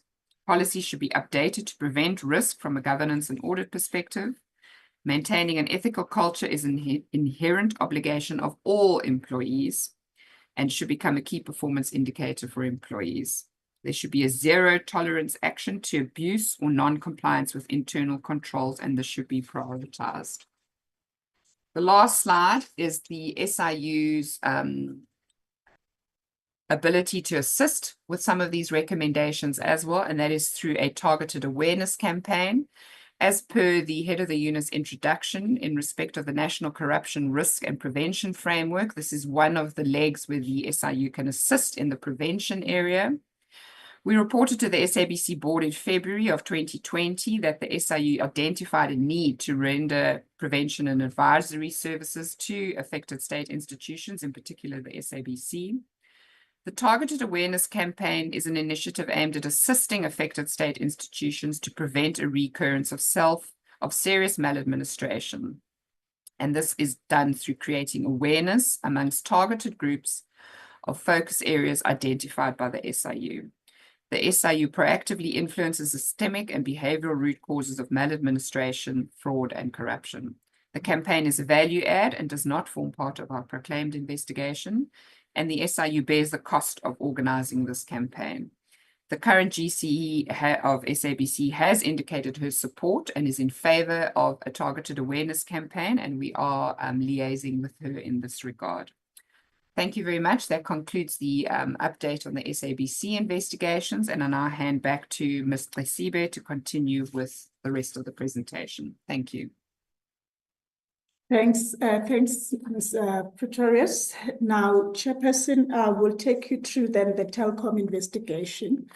Chair, I will just highlight the areas of concern in terms of then the mandate of the SIU. In terms of the schedule to the proclamation, we were mandated to investigate the contracting for or procurement of telegraph services and advisory services in respect of the broadband and mobile strategy of Telkom, by or on behalf of Telkom, and payments made in respect thereof. Then the second one was the maladministration in the affairs of Telkom in relation to the sale or disposal of iWay Africa and Africa Online Mauritius, and also the Multilinks Telecommunication Limited. Next slide, please. Okay, so as indicated earlier, Chairperson, Telkom held a view that they were not a state entity. Then they took the matter to High Court, and they issued papers under case number 2022-007566, and then this matter was against the President of the Republic of South Africa, the Special Investigating Unit, and the Minister of Communications. So the application was filed in two parts, and I've already alluded to this, Chairperson. The matter was argued before High Court on the 24th and 25th of November 2022. The SIU opposed the application but consented to an order that allowed the investigation to continue on condition that the findings of the investigation would not be made public. Next slide, please. Then on the 19th of July, the SIU received the judgment in the Telkom's review application. The High Court found in favor of Telkom and ordered that Proclamation R49 of 2022 issued by the President is declared unconstitutional, invalid, and no force or effect. The proclamation and investigation then by the SIU set aside. Both the SIU and the presidency applied for leave to appeal, and the application for leave to appeal was heard on the 27th of November 2023, and the judgment was reserved. On 11 December, the court granted leave to appeal to the SCA, to both the presidency and the SIU.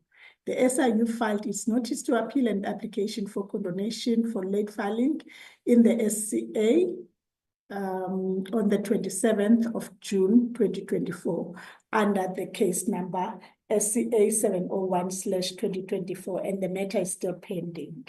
Next slide, please. Now we move to the TNA media matter. This is now a new investigation. Chair has already alluded, Supra. This matter is as a result of the recommendations of the state capture investigation and the commission.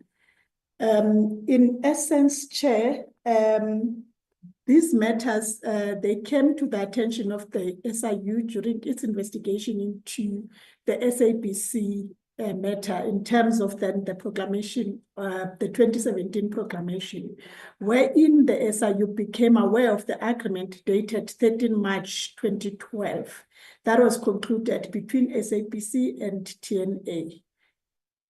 So in terms of the agreement, SABC would then broadcast a series of events described as New Age breakfast briefings brought to you by SABC, hosted by TNA, which briefings would be hosted by TNA. These briefings pertained to news, businesses, and current affairs. Then the SABC would pay TNA for the right to broadcast these briefings. So then subsequently, then the TNA concluded other agreements with other state institutions like Eskom Holdings, the Petroleum, Oil and Gas Corporation of South Africa, SAA, Transnet, National Department of Human Settlements. In terms of these agreements, now the latest ones, these state institutions would pay sponsorship fees to a TNA in respect of business briefings and would in return receive media exposure from these business briefings. Next slide, please. So, Chair,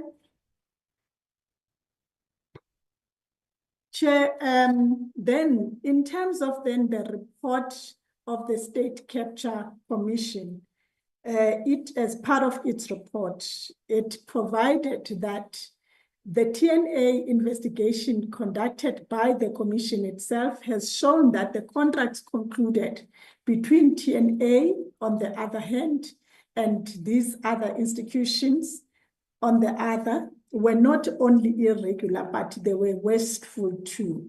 And the State Capture Commission recommended further investigation in this matter.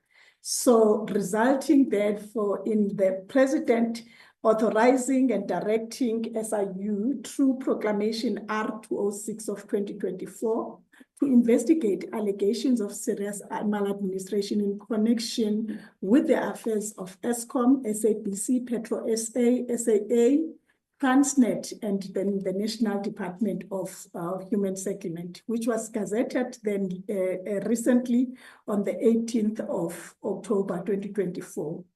Chairperson, this is a new matter and we are still at the planning phase. I can just mention, Chair, that in terms of the schedule, we are mandated to investigate serious maladministration in connection with the affairs of SABC in respect of the conclusion of an agreement with TNA style, the New Age Breakfast brought to you by SABC, hosted by TNA, as well as serious maladministration then in the affairs of these other entities that I've mentioned. So then this is the core of our mandate, Chair. As I've already alluded, Chairperson, our investigation is fairly new. We are in the planning phase. However, I may mention that the proclamation period covers the events which took place between 2011, 1 January, to the date of the publication. So it's a very wide period, Chair.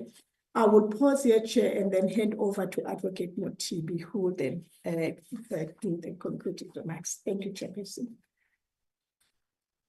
No, thank you, Honorable Chair and honorable members.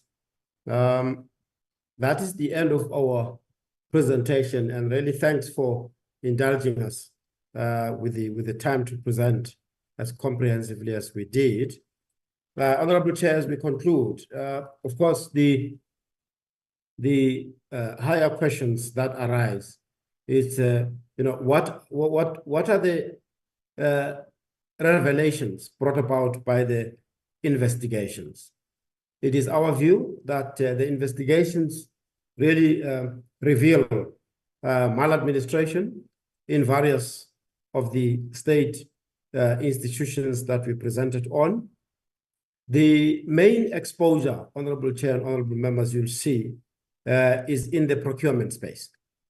Of course, as we covered also the governance failures, but the procurement space is the major exposure, which necessarily indicate that that's the area that requires main attention to really look at, but of course, not leaving out the other business areas. The recruitment process is an area also that had an exposure from being not done properly. There is a revelation of malpractices across state institutions, the governance failures that we have seen across in the SABC investigation. And I need to indicate, as the other investigations are really quite old. So that those were done before the new strategy that we adopted. And the new strategy, Honorable Chair and honorable members, amongst others, was that we really need to dive deep into governance maladministration failures. So we do that now in a similar way that we did. In fact, the SABC approach was the first to dive deep into maladministration and governance failures. So we roll out that approach to other state institutions. So, but also the investigations, Honorable Chair and honorable members, really reveal a general failure of people, process, and systems. On the people side, you've had, as part of the observations, there were just general overrides, either by management, the executive, and in some instances, the accounting authorities. Honorable Chair, as I indicated, that the procurement space being the main exposure, there are related pointers there. All the procurement processes would have been really for a particular business process and enablement of a particular business process and offering, and ultimately delivery of service to the public. Now, failure of that part, of course, has a consequence of affecting the delivery side. Honorable Chair, we've indicated in many instances, the role of executives, officials, and accounting authorities in various of the instances. You would realize that in one of the instances, the board members were actually even held to account. And we are pleased that the High Court ruled in our favor. That's in particular at the SABC. Now, just general consequence management at all levels. And as we speak today, because of the new strategy of following up, we are pleased that, at SABC in particular, we have seen traction in terms of the consequence management.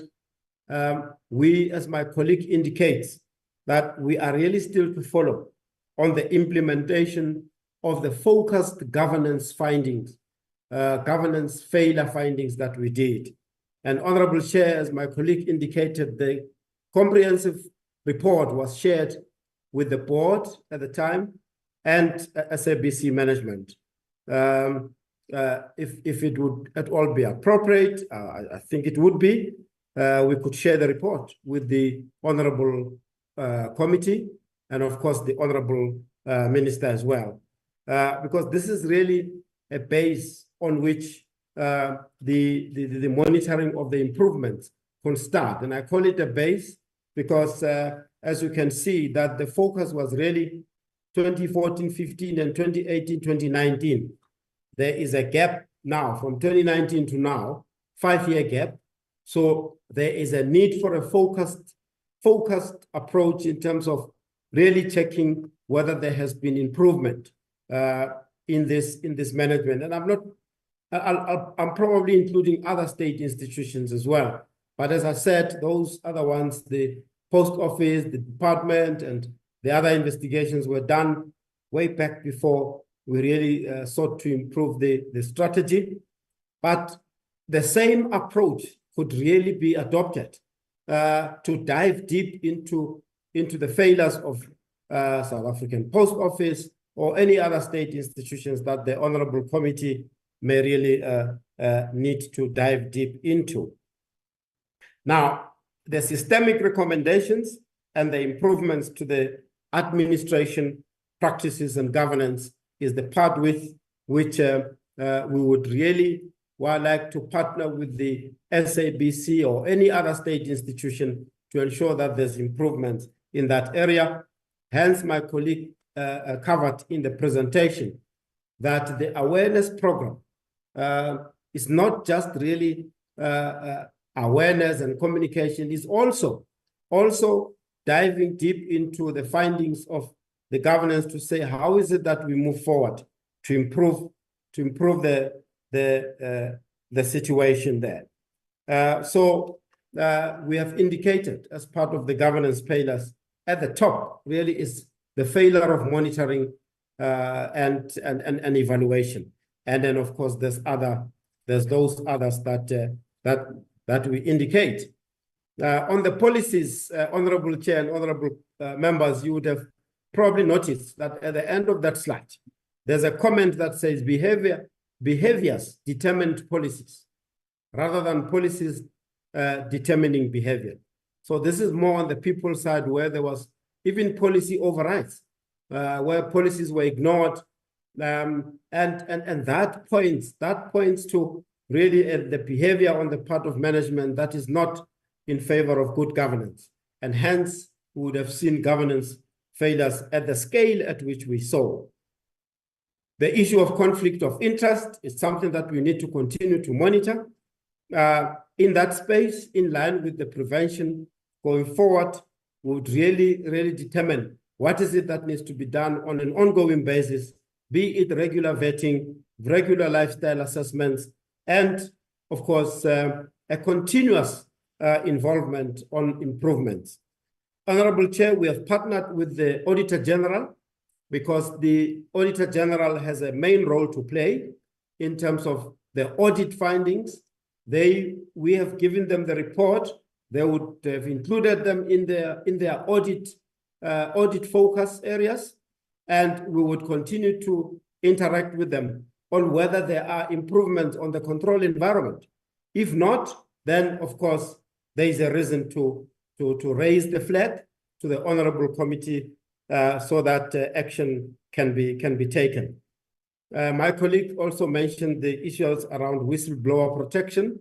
We are aware that, of course, the state institutions can play their role, but we as law enforcement agencies have to play our role. We do play our role there, where we become aware that whistleblowers are threatened.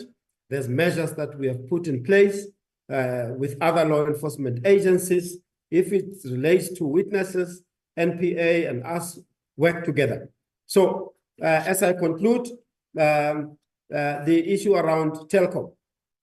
Telkom took an approach which we differed with, and we still differ, that in terms of the legal criteria, we are of the view that they are a state institution. And that is why we've sought an appeal or leave to appeal. And we are pleased that we've been granted leave to appeal, because it is our view that there's a measure of misdirection on the part of the court, and we believe the Supreme Court of Appeal may come to a different finding. We do so, Honorable Chair and Honorable Members, so that it is clear that state institutions really has to be, within the realm of state institutions, that no one should just resort to a default view that they are not state institutions. We've seen a similar phenomenon now. Well, it's not a phenomenon as yet, but it's a trend. That trend also comes out in the lotteries investigations that we are busy with, where the former chairperson really just says the National Lottery Commission is not a state institution. So we would like to have legal certainty in that space, so that we are not, as government, challenged willy-nilly on the basis that a certain corporation or organization is not a state institution. Thank you, Honorable Chair. And once more, thank you for the indulgence for us to present as comprehensively as we did. Thank you. Thank you. Thank you very much, Advocate Mtibi. And let me also thank all the presenters. Indeed, we thought it was important to allow this presentation, as detailed and as comprehensive as it was. It is our first engagement with the SIU, and I think excellent work has been done in this presentation to bring us up to speed with what the issues are, but also to commend, I think, the SIU for the work that you are doing. I think, in the last couple of years, we have seen a lot of improvements coming through. We've seen a lot of recoveries, a lot of savings for government, and that is work that this committee recognizes, and we truly, truly applaud you. I am running out of time, so I'm going to give a maximum of 30 minutes for engagement with the SIU by the members on the report. We'll have a hard stop at 10:25, as we would like to give organized labor and the department an opportunity to also present. Maybe, Advocate, before I hand over to the members, I just have one question. Does the fact that all of these are old proclamations, so to speak, is there anything that we should read into that you have not had any recent investigations taking place within the portfolio? Over to you, Edgar. No, thank you, Honorable Chair. The intent, first and foremost, was to ensure that the presentation is comprehensive. But number two, it really could be indulgent on our side to say to the committee, we may need really to go back to the state institutions to really go and do a check of where they are, still within the ambit of the investigations that we did. So that's, I think that would really be what preoccupies us in terms of what has been the case since the investigations. Thank you. All right, thank you. Well understood. I see Honorable Sithole, you have your hand up. Could I also get indication from any other members who would like to engage with the report from the SIU? So I'm noting first Honorable Sithole, then followed by Honorable Shongwe. I'll come back as the hands go up. Honorable Sithole. Thank you very much, Thank you very much, Honorable Chairperson, and greetings to you and the members and the SIU, especially the presenter which was presenting that one. It was very an excellent work that has been done by SIU. But my concern, Honorable Chairperson, is the issue of delay. Because if you check, some of their investigations started in earliest 2011, but some are not yet been finalized.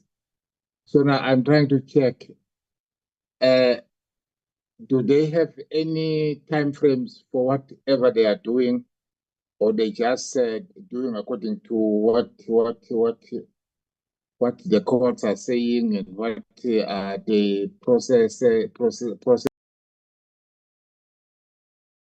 can be clarified, Honorable Chairperson. And the issue of, Honorable Chairperson, the issue of whistleblowers, because most of them have been killed, but there's nothing, because they say there is a program, but if you check, there's no program. But they are being killed because they are trying to whistle what is happening in different department. As what happened in Gauteng, one was killed, the woman was killed, and most of the countries. So now I'm trying to check if they can actually speed up the process of protecting this, because it is actually very quite important. And the other one, Honorable Chairperson, is the issue of SIU reporting to Auditor General. How frequently are they sitting with the Auditor General, or how long does that take for them to send the report to Auditor General for any investigation by Auditor General? If that one, Honorable Chairperson, can be actually clarified. And the last issue, Honorable Chairperson, you talk about the issue of political influence or political interventions. If that one can be clarified, what mechanism or steps are they taking to deal with that? Because it is actually the cancer that is killing the country. Thank you very much, Honorable Chair. Thank you very much, Honorable Sithole. Honorable Shongwe.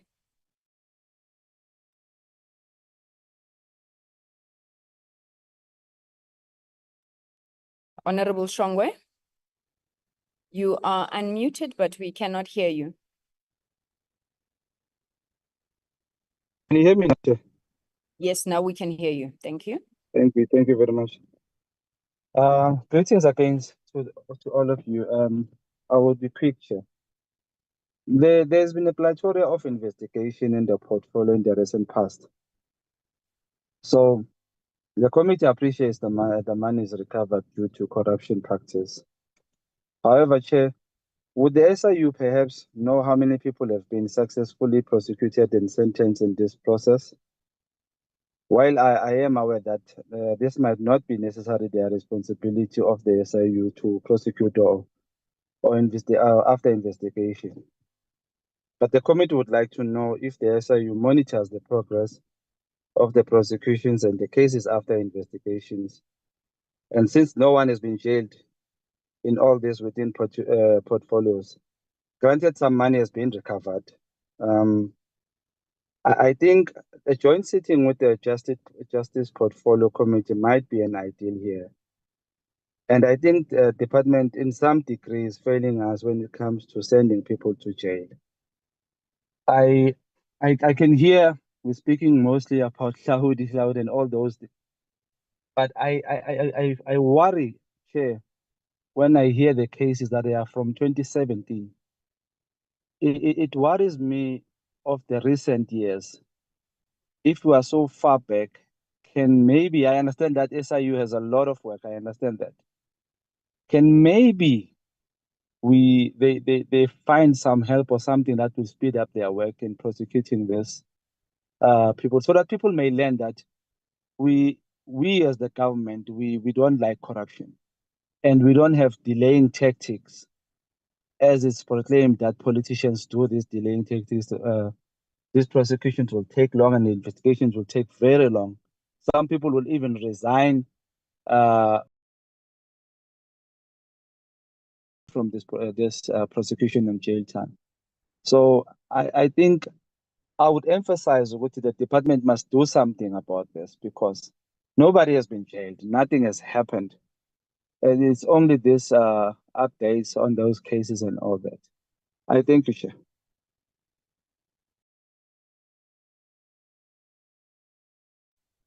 We seem to have lost you, Honorable Strongwe, but we got your input. Thank you very much. Can I then call on, thank you, sir. Honorable Vilakazi, as I do so, to congratulate Honorable Vilakazi on the publication of his second book. We look forward to reading it. Over to you, Honorable Vilakazi. Thank you, Chair. Some questions to the team. Thank you so much for a comprehensive and informative and sobering presentation, really, and especially for the deep dive into the SABC. I would just like to know from the SIU, what capacity shortcomings do you have and how do they impact your work?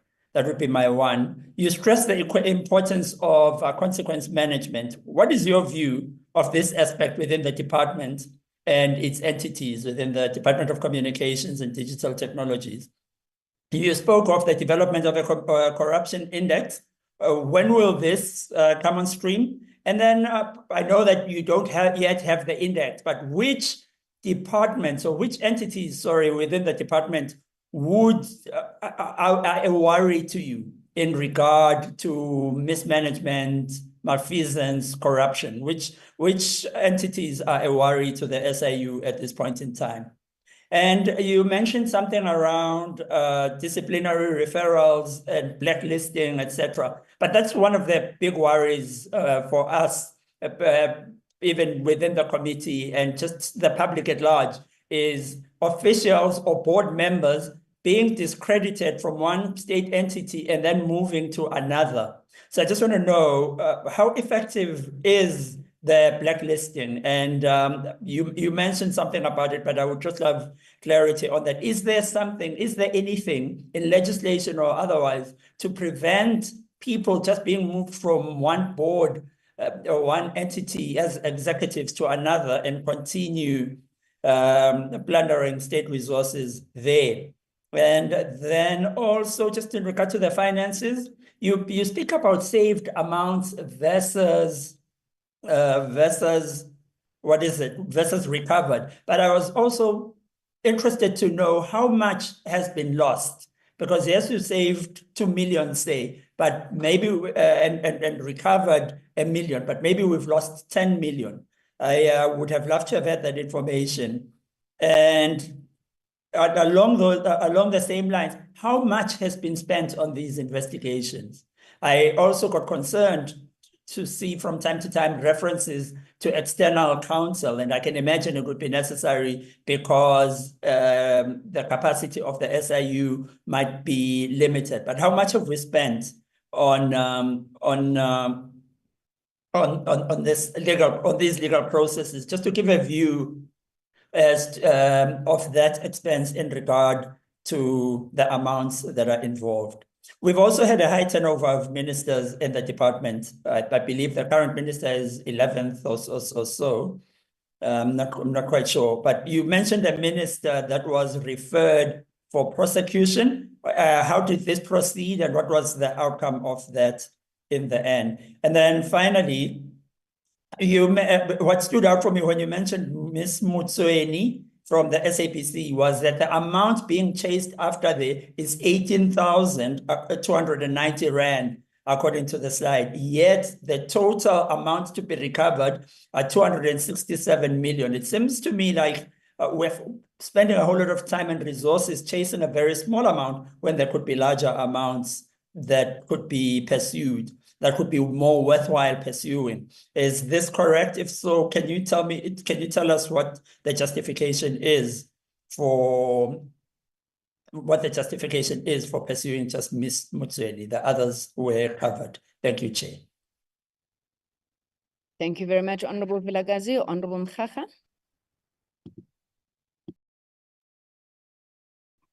Thanks, Honorable Chair. Good morning, all honorable members and our presenters. Chair, just briefly, is to welcome the very comprehensive report presented by SIU. And I think continuous interaction with SIU might assist us to unravel some of the serious challenges confronting all our entities as we're doing oversight.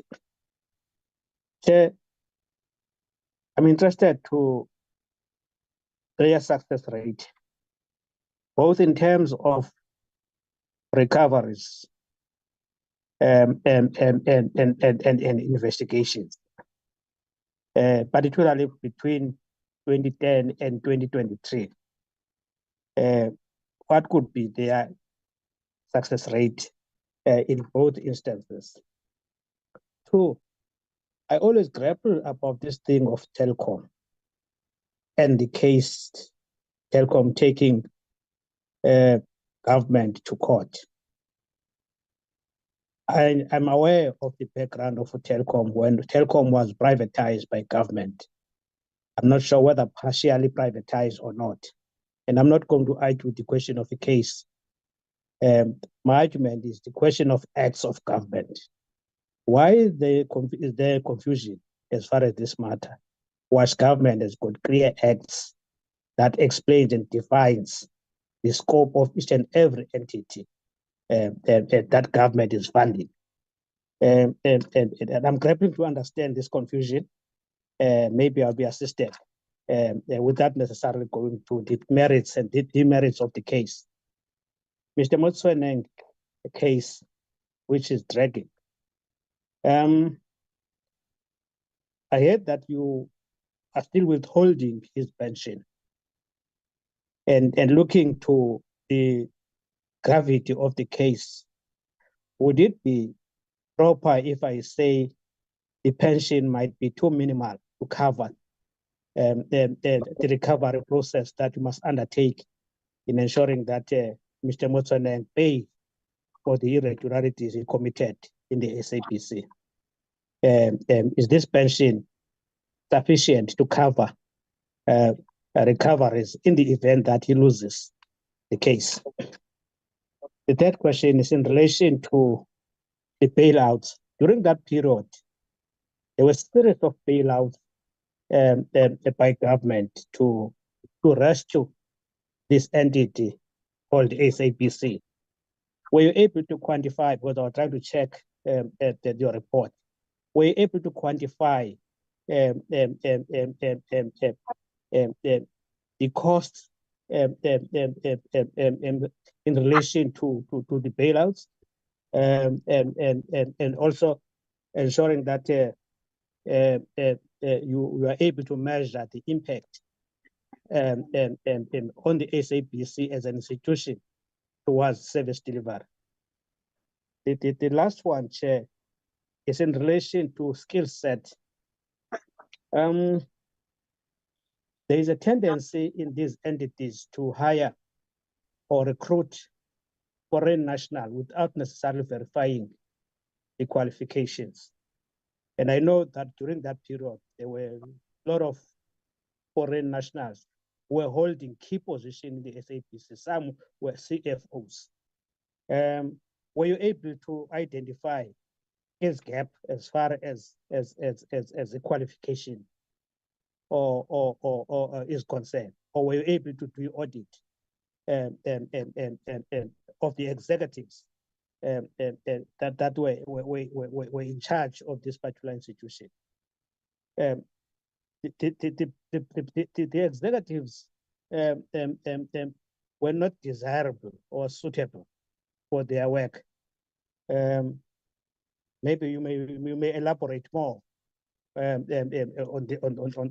this question. Well, the question is to who finally endorse or appoint a board of an entity. Finally, who finally endorsed the board, and what was the attitude of that person at that point in time? You covered, Chair, I'm covered by Honorable Vilakazi around the capacity of SIU. But my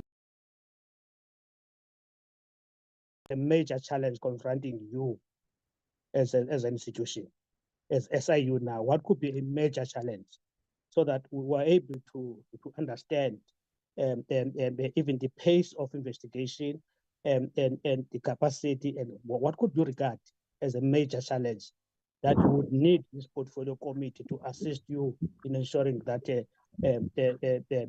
we stabilize the situation? Thanks, Chair.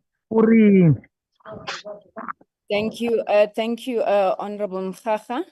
May I now invite Honorable Bodlani? Chair, I think indeed we really welcome this engagement. It has really filled in a lot of gaps, so it's really appreciated. The word that we hear at every meeting, every time we meet, we talk about consequence management. And this presentation for me talks about how long consequence management is. The arm of consequence management is really long. That's why you will have people. Mr.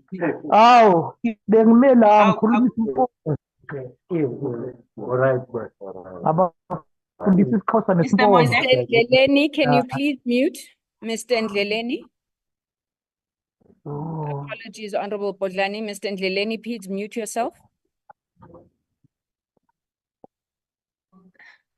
Sorry, I'm battling to unmute. Thank you, sir. So, Chairperson, so I think for me, it's something that needs to be a culture that is felt, and it's a word that becomes an everyday mantra for South Africans to know that there will be consequence management, to know that you will pay for whatever you do to loot the state. And just clarity, Chairperson, did I hear the presenter say they redrafted the SABC policies, which they felt did not speak to the current legislation and King's and other policies? Just clarity on that, Chair.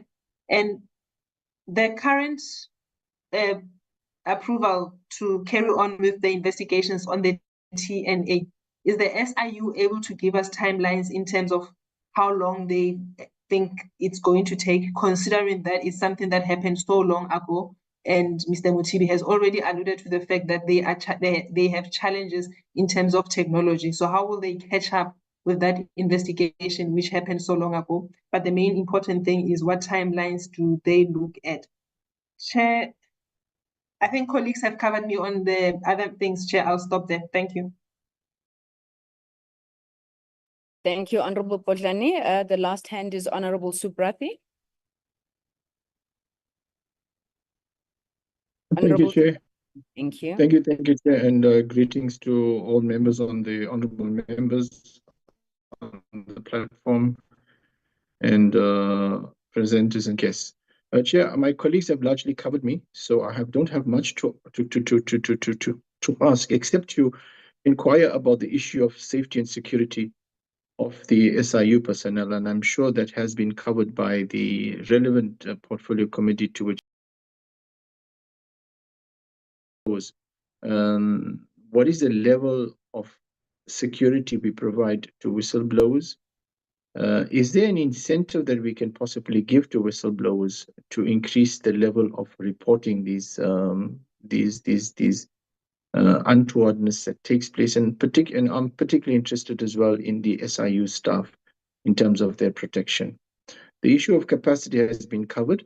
Chair, I would like to suggest that perhaps maybe we get a high level or a scorecard done out of everything that has been presented to us, so that we can capture as a portfolio committee the results of this meeting in terms of almost similar to what was done for the SABC. I like that particular graph in which the various offenses and challenges were captured and numbers were placed to it, and it almost gives you a scorecard where we are, and then we can measure ourselves as a portfolio committee in terms of what are the trends. So it would be useful to understand that there's a lot of information, but I really would like to see it captured in a summary and possibly a scorecard, like the type of offenses, the number of offenses. I'm particularly keen to understand if the SIU has developed any specialization in the CDT industry, specific in terms of personnel, in terms of deployment, and what are the common trends of irregularities that they are picking up in the CDT industry specifically. Chairperson, I must welcome the detailed presentation on SABC, which is a topical issue now. And my question on that is the recommendations, the challenges. Did they have a sit down? Did SIU have a sit down with the SABC board and articulate these challenges and the recommendations? Because we must also appreciate that at the back of what we've seen in SIU investigations in SABC, we've also seen possibly the result of a far more robust and productive and successful SABC. So possibly we can draw a trend and attribute that success to astute management and certainly possibly to recommendations, the implementation of recommendations by SIU. Honorable Makhacha has covered me by my question of how can the portfolio committee assist SIU to facilitate. Chairperson, I think I will stop there. I thank you. Thank you very much, Honorable Subrathi. I made the mistake of forgetting I was chairing politicians when I said strictly 30 minutes. Advocate Matibi, I'm handing over to you. I'm requesting that the lawyers in the room do not follow the examples set by the politicians. At the very least, we need to be out in 7 minutes. So over to you, Thank sir. you. Thank you. Thank you, Honorable Chair. Really do my best, and we welcome, really the words from and questions from the honorable members. The issue around Honorable Sithole, matters dating back to 2011 and so on. As we have indicated, all the investigations are completed.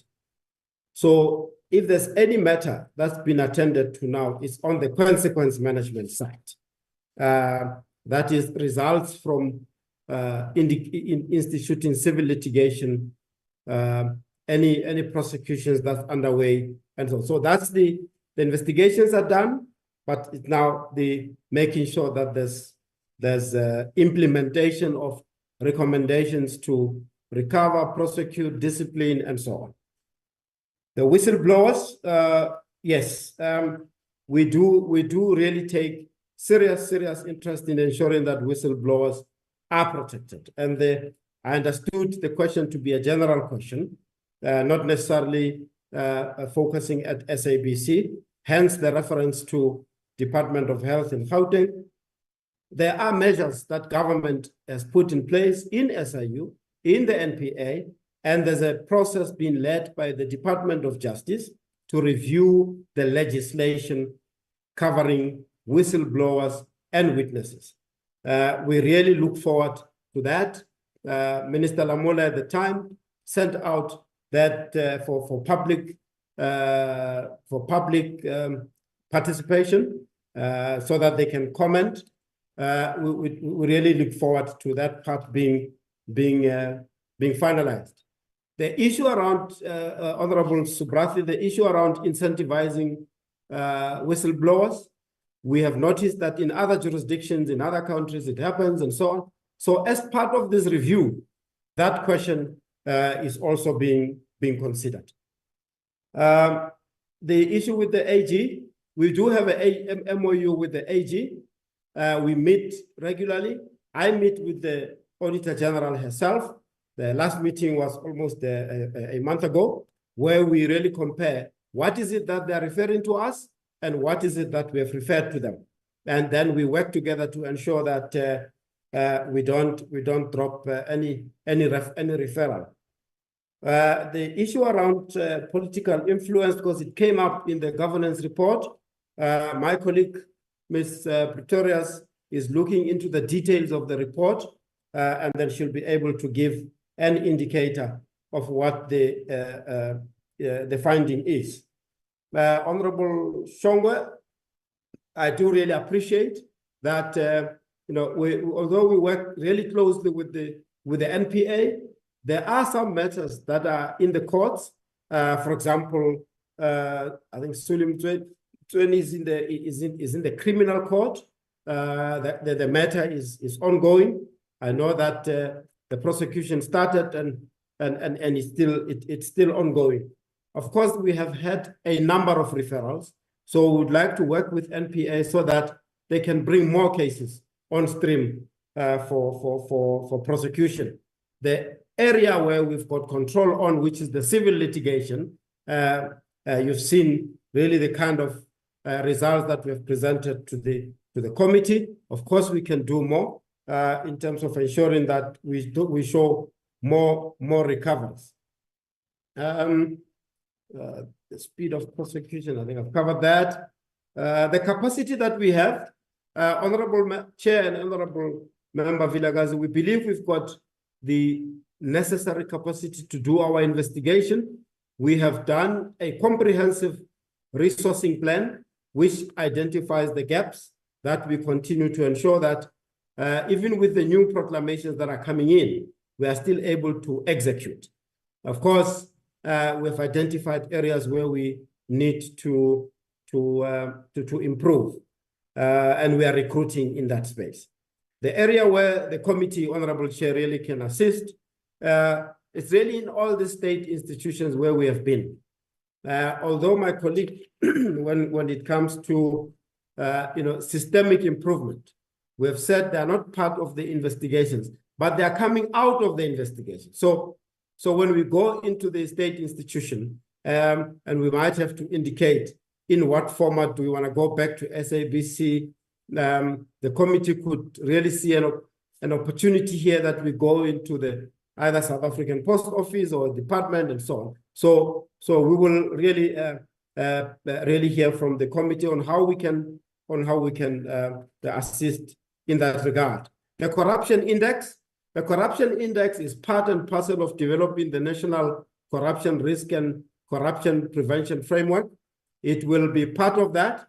It's still going to follow the approval processes of government, including cabinet, and it will go for public consultation. So really that will be indicative of how long the process may take. But we see this, including the public consultation, that it really should not take longer than say 6 months to a year. I'm just saying that's dependent on the public consultation process. How much has been lost? We've quantified the recoveries, but of course the exposure was the ones that really the contract values were. But I think Honorable Chair and Honorable Members, we could then probably after today, in a week or two, depending on how long the committee can give us, to really submit on what the quantified losses were. So that's the part that doesn't appear clearly in the presentation. The telecom issue, I think, is covered. The issue around Mutwening is really just amongst others that we are following through. He turned out to be the one that really litigates up until the Constitutional Court, and we are really pleased that the Constitutional Court has ruled in our favor. Honorable Chair, the issue around the policies, Honorable Bodlani, no, we didn't redraft the policies. We've pointed out the policies that were outdated, that needed to be improved. So there's a need for a follow-up on the overall report that we have produced, whether it was acted upon or not. I'm going to end here too. There was a question around our success rate. Honorable Advocate Vanara, just quickly, please, given the timeline, just indicate the success rate, and then Ms. Pretorius, you can come in on identifying which area indicated political interference. Thank you, Honorable Chair. Mr. Vanara. Thank you, Honorable Chair and Honorable Members. Just to give assurance to the committee that they're not talking to a robot, I have switched on my camera. The success rate in respect of the SABC matters stands at 98%. It is demonstrated by the outcomes that have been shared with the committee. Overall, our success rate, given the period that we have been requested, similarly stands around 98%. Chair, there's just one issue that I just want to also respond to around the pensions of Mr. Mutsweni. The pensions are not with the pension fund. They're sitting in the account of the SABC. They have been recovered. There was similarly a question around the insufficiency of the pension vis-a-vis the amounts to be recovered. It is correct that the pension was around about 6.5 million, and we need to recover around about 20 million. We are looking at both movable and immovable assets. One, two, we are looking at holding accountable those that took the decision to pay the amount and recover from them the portions that we cannot recover from the individual. And those processes are in full swing. Thank you, Chair. Ms. Pretorius, just on the aspect, and then Chair, we will close our part there. Thanks. Thank you, HOU. In respect of the political interference, the minister at the time was Minister Faith Mutambi, which was from May 2014 to February 2018. And the governance report identified political interference in several areas, including the appointment of Mr. Motsoeneng in 2014. Subsequently, his disciplinary, where he was exonerated, there was also found to be interference. There was purging of 3 board members, as well as editorial interference and censorship. And as confirmation here, the May 2017 parliamentary final report on the SABC inquiry, which was adopted, found that Mutambi, as communications minister, had politically interfered in the public broadcaster and displayed incompetence. The details of all of these areas are contained in the governance report. Thank you. Great. Honorable Chair, thank you very much. Hopefully, we stuck to the brief. Thank you. You didn't do too badly. Thank you very much, Advocate Mutibi. Let me thank everybody at the SIU who participated in this meeting today. It may have been our first meeting. I hope it's not our last, even though that may sound counterintuitive. It would be better if there are not issues for you to have to investigate and then come back and report to us. But thank you very much, Advocate. And I think we may release you from the meeting as we will go into other issues relating to the department. Thank you. Thank you, Honorable Chair and members. Sorry, there was one issue, Advocate Matibi, on the timelines for the TNA investigation. Yes, thank you. Thank you for that.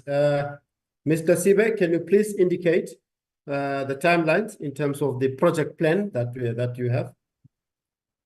Thank you, Honorable Chair and HOU. We have classified the TNA investigation as a strategic project covering at least 6 entities, and for it then to be classified as a strategic project, then the lifespan of the project will be 12 months, and we will be submitting our progress reports to the President every 6 months. Thank you, Chair. Thank you, Honorable Chair. Hopefully it satisfies the inquiry. Thank you. Thank you. Advocate Matibi, I recently read that President Ramaphosa has signed 50% of the proclamations, I think, since he became president. I think that's also testament, you know, to the confidence he's got in the work that you're doing, but also your ability to deliver against that. So thank you very much. Honorable members, will take a 3-minute leg stretch while the department gets ready to come onto the platform on their responses around the labor issues that had been raised with the Portfolio Committee in the 6th administration. Thereafter, we will give some time to the unions to also make inputs with a response by the department at the end. So can we take 3 minutes? We reconvene exactly at 11:34. Thank you.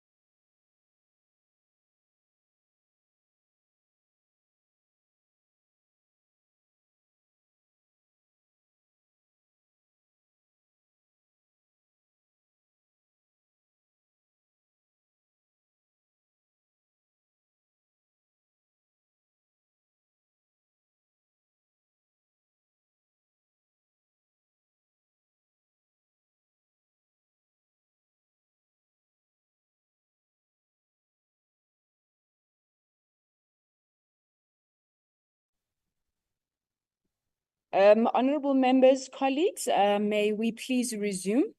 The next item on the agenda relates to interactions that the Sixth Parliament would have handed over to us in the legacy report. It speaks to interactions that the Sixth Parliament had with the unions when they conducted an oversight visit to Gauteng. I think it was in April of 2023. During that visit, a number of issues were raised with the Portfolio Committee.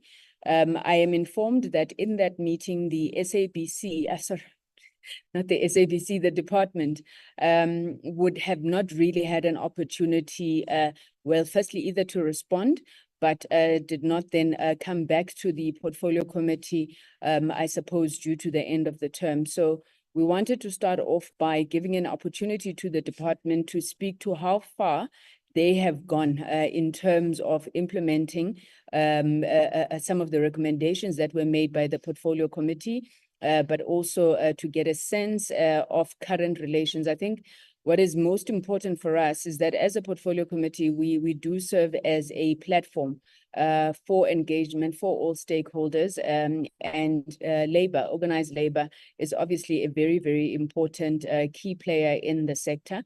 And we would from time to time seek their views in terms of the burning issues within the department and the entities that this committee oversees. I will not waste any time, but to hand over to the department to start their presentation through you, Minister Malatsi.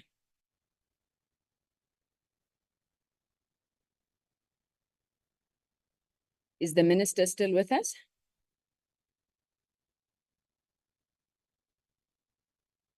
We seem to have lost the minister. Could I ask the DG to lead the presentation?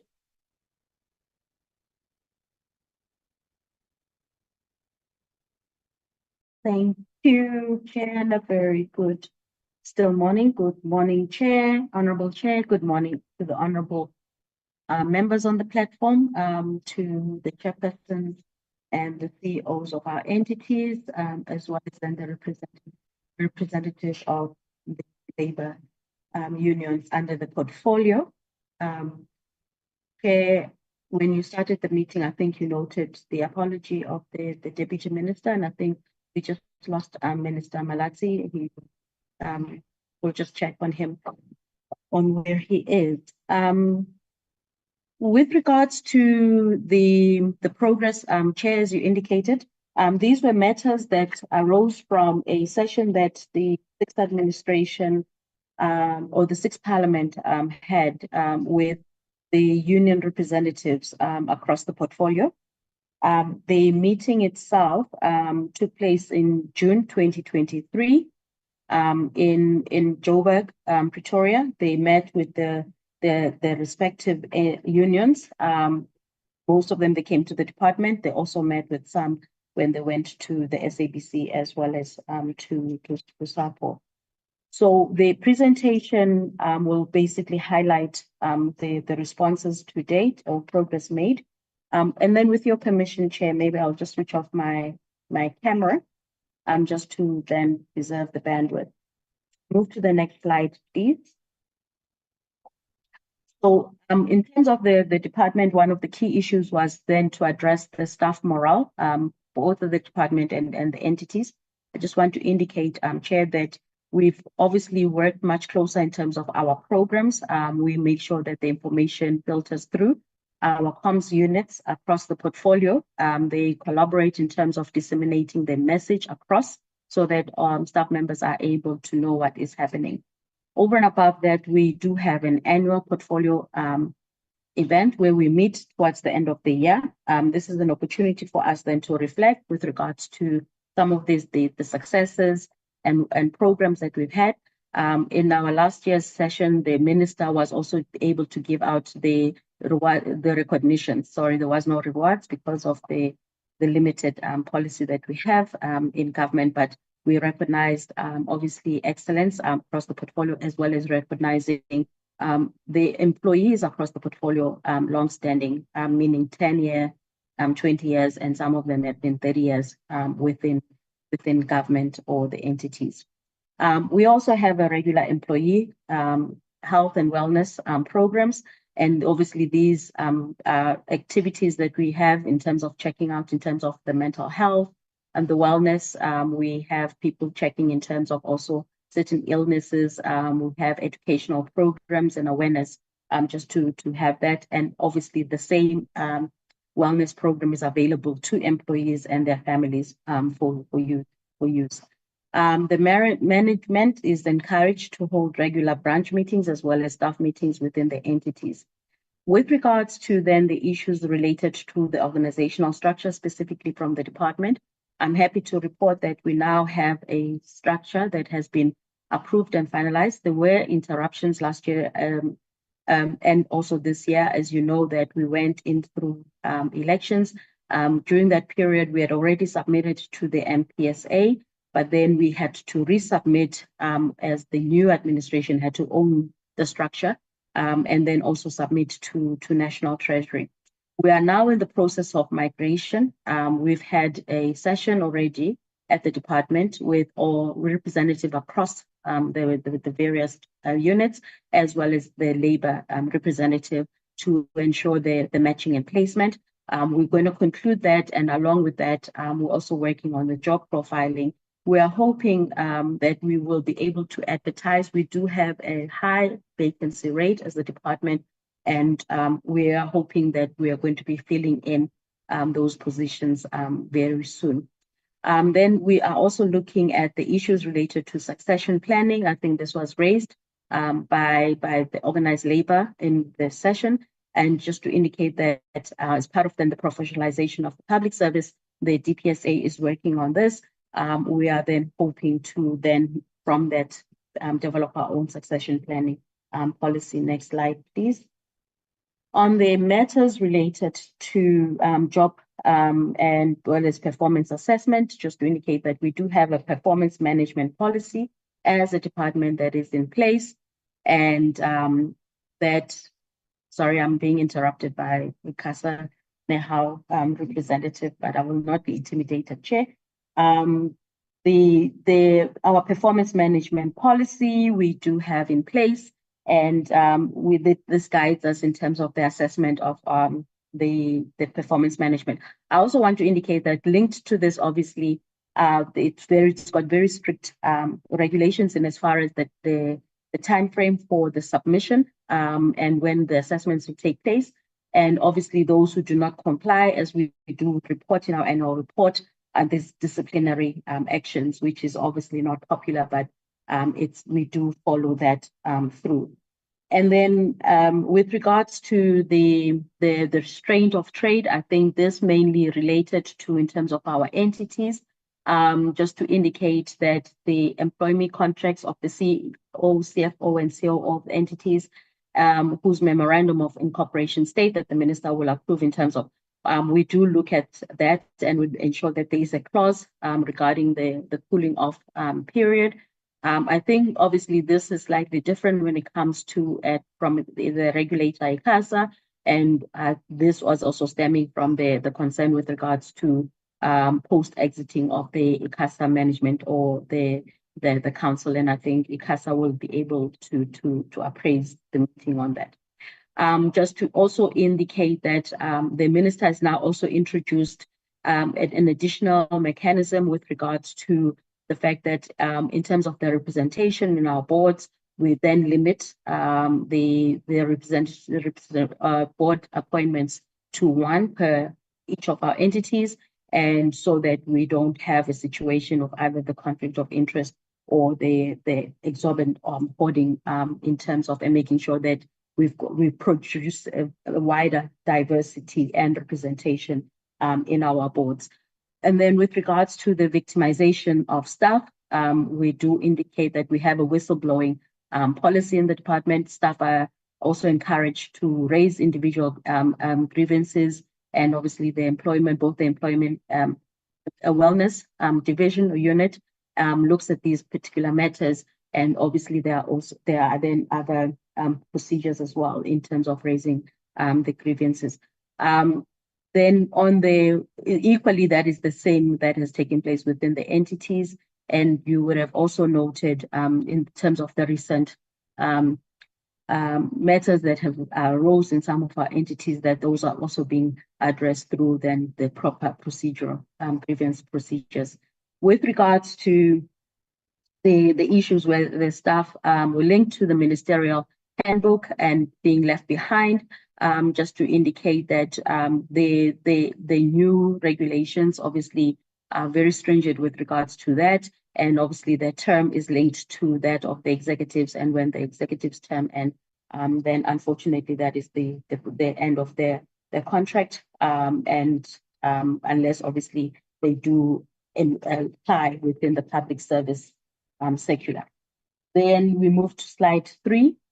With regards to the vacancies, I think I've spoken about this, Chair. We filled in the vacancies at the department. Appointment of the Director General, I've now been in office for over a year, as well as the other critical functional areas that be related to the Chief Director Integrated Strategic Planning, Chief Director Communications, Chief Director CFO, and the Chief Director HR. I'm happy to indicate that of those appointments, Chair, majority has been female, and we've also ensured a balance with regards to succession upward movement within the organization as well as also then bringing in critical functions or skills from outside the organization, but also still within the wider government network. Currently, the department has 73 funded positions.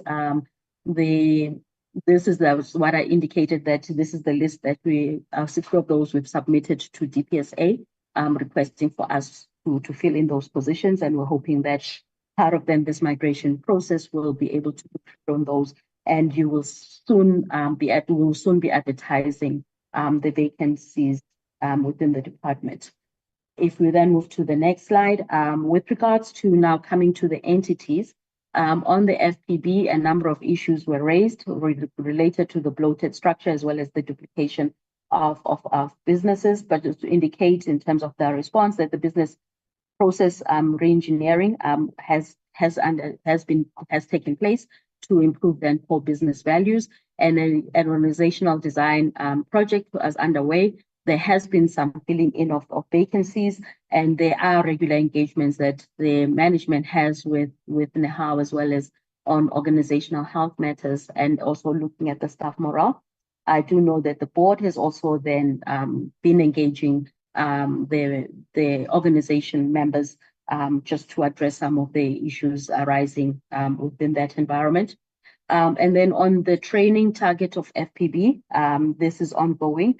They have identified critical skills required in order to deliver, and the organizational design report will then be used to do a skills audit in this next financial year, 2025-2026. If we move to the next slide, with regards to the FPB's program on the rehabilitation of victims of child trafficking as well as pornography, just to indicate that there is ongoing collaboration with the Justice and Security Cluster. The victims are referred to the Department of Social Development and to Tuzela centers and other community-based safety centers. There's also collaboration with the NPA and also working with SAPS as well. And obviously the child protection officers are also engaged in outreach initiatives. Chair, I think you've also witnessed those, and members of the portfolio committee, and the FPB is really on the ground just to raise awareness in the broader communities, and also then participating in schools program as well. And then on the engagement with the Minister of Police to ensure that the technologies are used, they're not harmful to children, and they are monitored. And then we've been engaging in partnership with the authorities in terms of analyzing this information and looking at it, making sure that the technologies, just to also indicate that as we deploy the various equipment into schools and also communities, back to back on this, we have an awareness program in terms of how then these technologies and equipment should be used efficiently by the community, especially for children in terms of protecting them.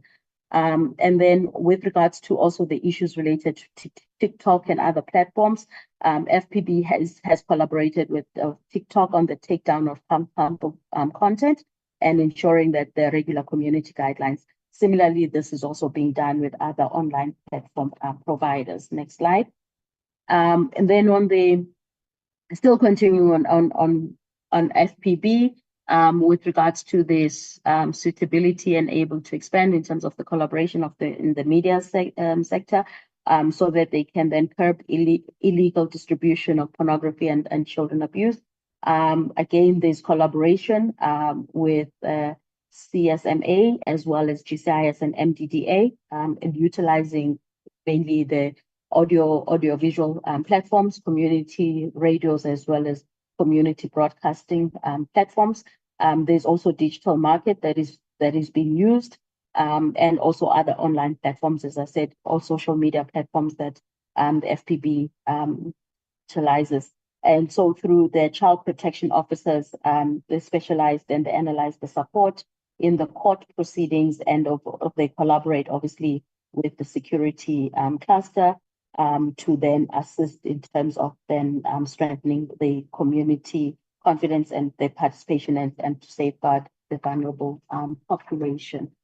With last on the FPB on slide 7, with regards to then the collaboration with the media sector as well as the justice sector, just to indicate some of the cases that the FPB has referred over the years, and the number of content that they've analyzed, and also then the offenders registry that have been identified.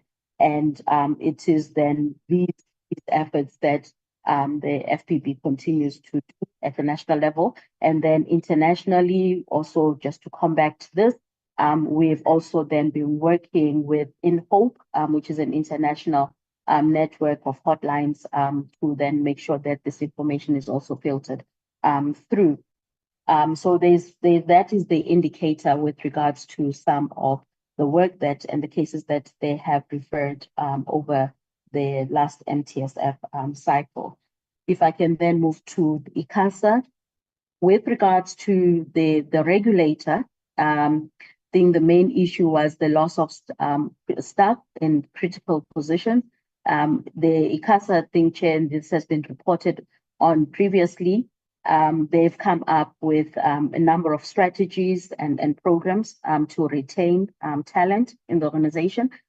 This, in the main, it's the professional development opportunities, including training, workshops, mentoring, exposure, including also international exposure, recognition and rewards. They've also taken that on board as well. And this is in both informal as well as formal recognition programs. And this is done on a monthly basis in terms of the awards being given out, as well as sports bonuses. And then there's also the flexible work arrangements as part of then creating a culture and to also ensure a work-life balance and to increase the job satisfaction. And then to also then indicate that there's also other programs like the wellness program, as well as then the exit programs for interviews. We're also looking in terms of the competitive remuneration benefit program, as well as the review of total rewards strategy, and engaging in salary surveys and evaluation. Chair, you would recall that in the recent, I think it was around June, July, they did indicate that they're currently in the process of reviewing salaries so that they can match it to the market base, to also try and retain talent within the organization. And they're also then evaluating the internal pay equity program, as well as also looking at other non-monetary benefits that the regulator can then put in place. Just to then indicate that there's also the ICASA funding model is currently being reviewed to then look at potentially how then the regulator can be self-sustained, or looking at other funding mechanisms just to ensure that they're able to fully and effectively disperse in terms of their duties. And I did indicate the structure, salary structure, and also then the utilizing bargaining avenues for the remuneration issues as well as performance bonuses for the entity. Moving on to SETA. With regards to SETA, the first issue was on the collective bargaining, but I do know that there's a separate presentation on SETA, and they'll be able to provide an update. Just to indicate that one of the issues that still remains is that SETA, there's only one organization, a union trade organization recognized, which is the PSA. Unfortunately, Nehawu does not possess the 30% equity threshold as yet in terms of then the prescribed act, but the management does engage the unions on a regular basis. Over and above that, the SETA board of directors has also engaged the unions. With regards to the lifestyle audit, that it was only being directed to junior staff members. There's presently no lifestyle audit or policy or framework in place in the organization. But these matters in terms of then the allegations were then addressed by the ethics unit. And then with regards to the salary members, concerned regarding the unions and the lack of appetite in the establishment, I think subsequent to thereafter, there has been some salary negotiations. These obviously take place each year. Management has gone out of the, well, they've improved in terms of how to engage the unions. Chair, this year, we were actually privy to the department. Also, we assisted in terms of providing advice in terms of the labor relations in the organization. Next slide, please.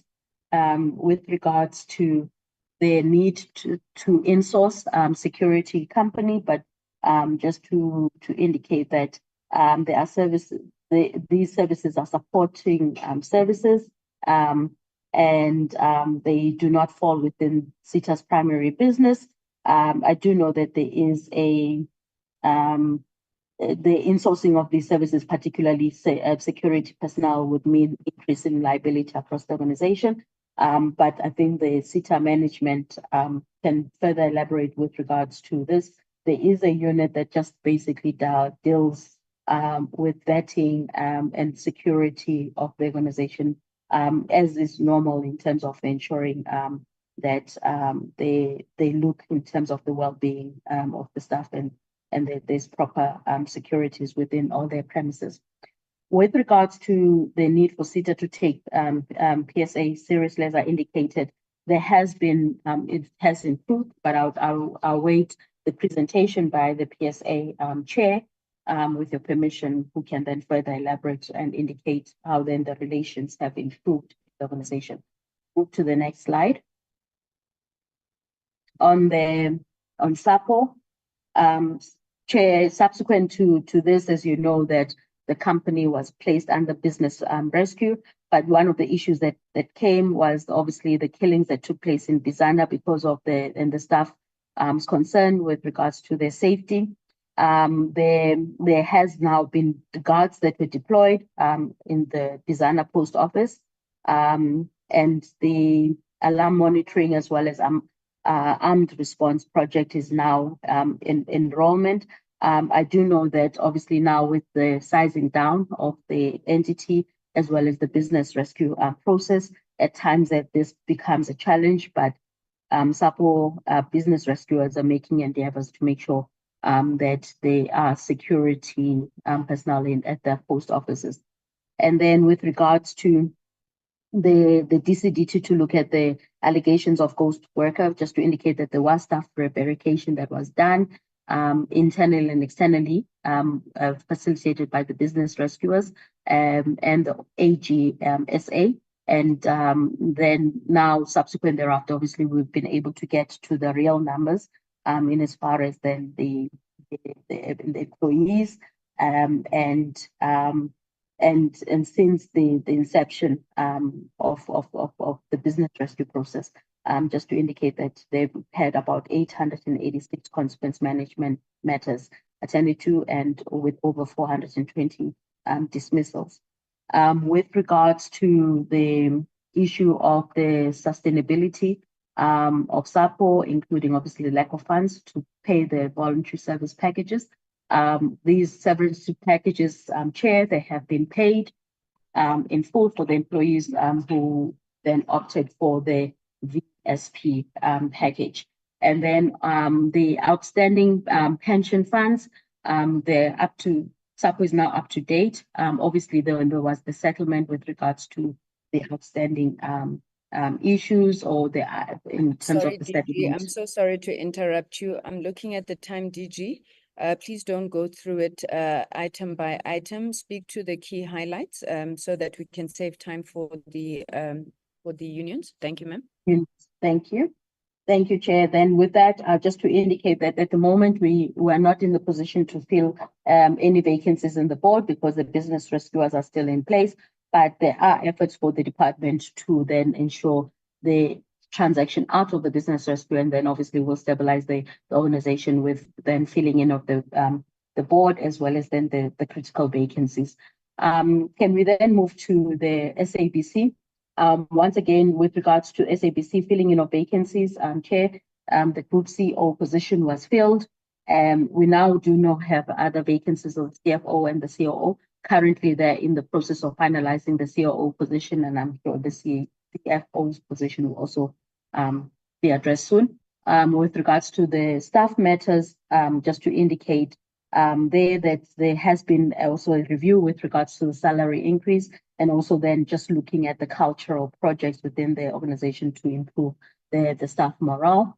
And the issues related also to skills as well. There is a training program in terms of skills development opportunities that is being rolled out. And then on the OTT, just to indicate that subsequently after this engagement, the SABC did launch an OTT platform that is successfully doing well, which is SABC Plus. If we then move to Telkom, Chairs, the last slide from my side, just to then indicate the issues related to Telkom in terms of the oversight and shareholding role, the issues related to the selling in of part of the Telkom towers that deal did go through, as well as then the concern with the retrenchment.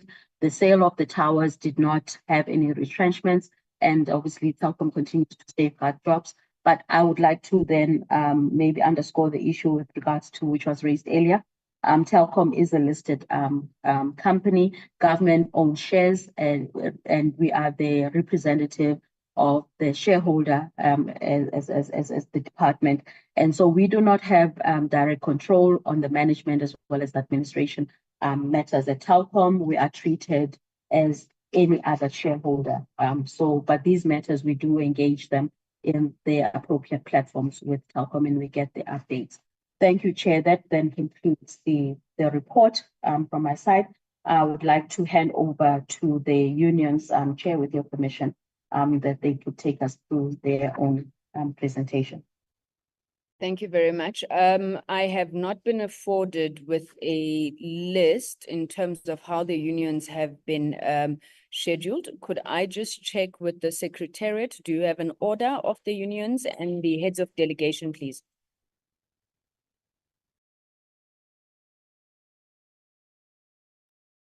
The Secretariat? Okay, let me go through them. Do you have an order, ma'am, or can I go through them as I remember them? There's no order, Chair, but I did send you the list on your WhatsApp. All right, thank you. Can we start then with the PSA? I know that we have received a presentation and correspondence from the PSA. I do apologize. I don't have on hand the information that I've been sent. So could I ask the leader of the delegation of PSA to introduce themselves, and then you are most welcome. Please do then go into your presentation. Morning or good afternoon, Madam Chair and honorable distinguished guests. Thank you for the opportunity. Mr. Joseph Mashigu, who is the manager of the PSA, who will do the presentation. Thank you. Over to you, Joseph. And myself is Yannick Westhuizen. I'm the national manager responsible for collective bargaining. Thank you. Thank you, Mr. Westhuizen. Mr. Mashigu?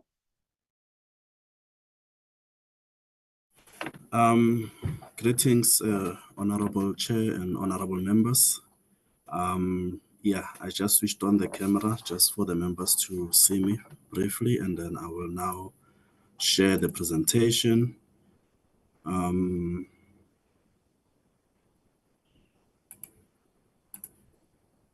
Just a moment.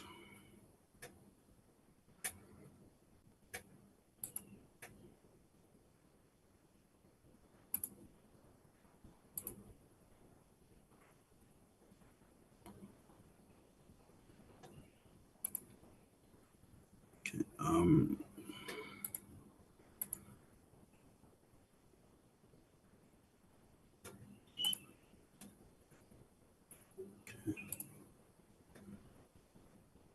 Would you like us to share on our side, Mr. Mashiko? yes, please. I think it's struggling to share from my side. So if the Secretariat can assist, that would be helpful. Thank you very much. Hajira, could you bring up the PSA presentation, please?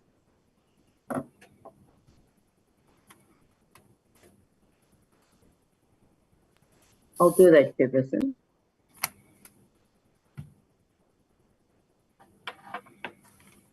Could I ask that BEMAWU gets ready? If you need to send through any presentation to the Secretariat, that we will take BEMAWU immediately after the PSA. Yeah, Honorable Chair, as we are putting up the presentation, the Secretariat assisting with that, just maybe to indicate that our presentation for today will only be focused on SETA, as the DG already indicated, that currently the PSA is the only recognized trade union at SETA. So we'll just touch on some of the critical issues, but mainly focusing, Honorable Chair, on the issues that we have raised with the Minister, and we have also forwarded them to the Portfolio Committee around the issues of leadership, which are really posing a serious challenge currently at SETA. I'm not sure, Secretary, if you are able to put it on presentation mode. It's a bit small. Are you able to see? Yes, but maybe if it can be on presentation mode, if possible.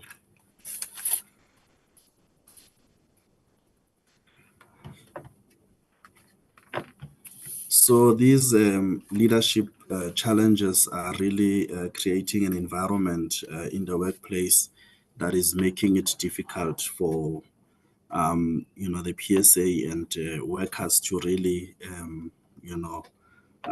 be in an environment that is healthy for them to work in.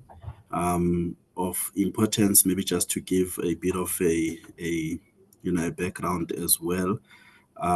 So we're going to just focus on the importance of SETA in providing critical ICT services to national and provincial departments. I think we know the importance of SETA.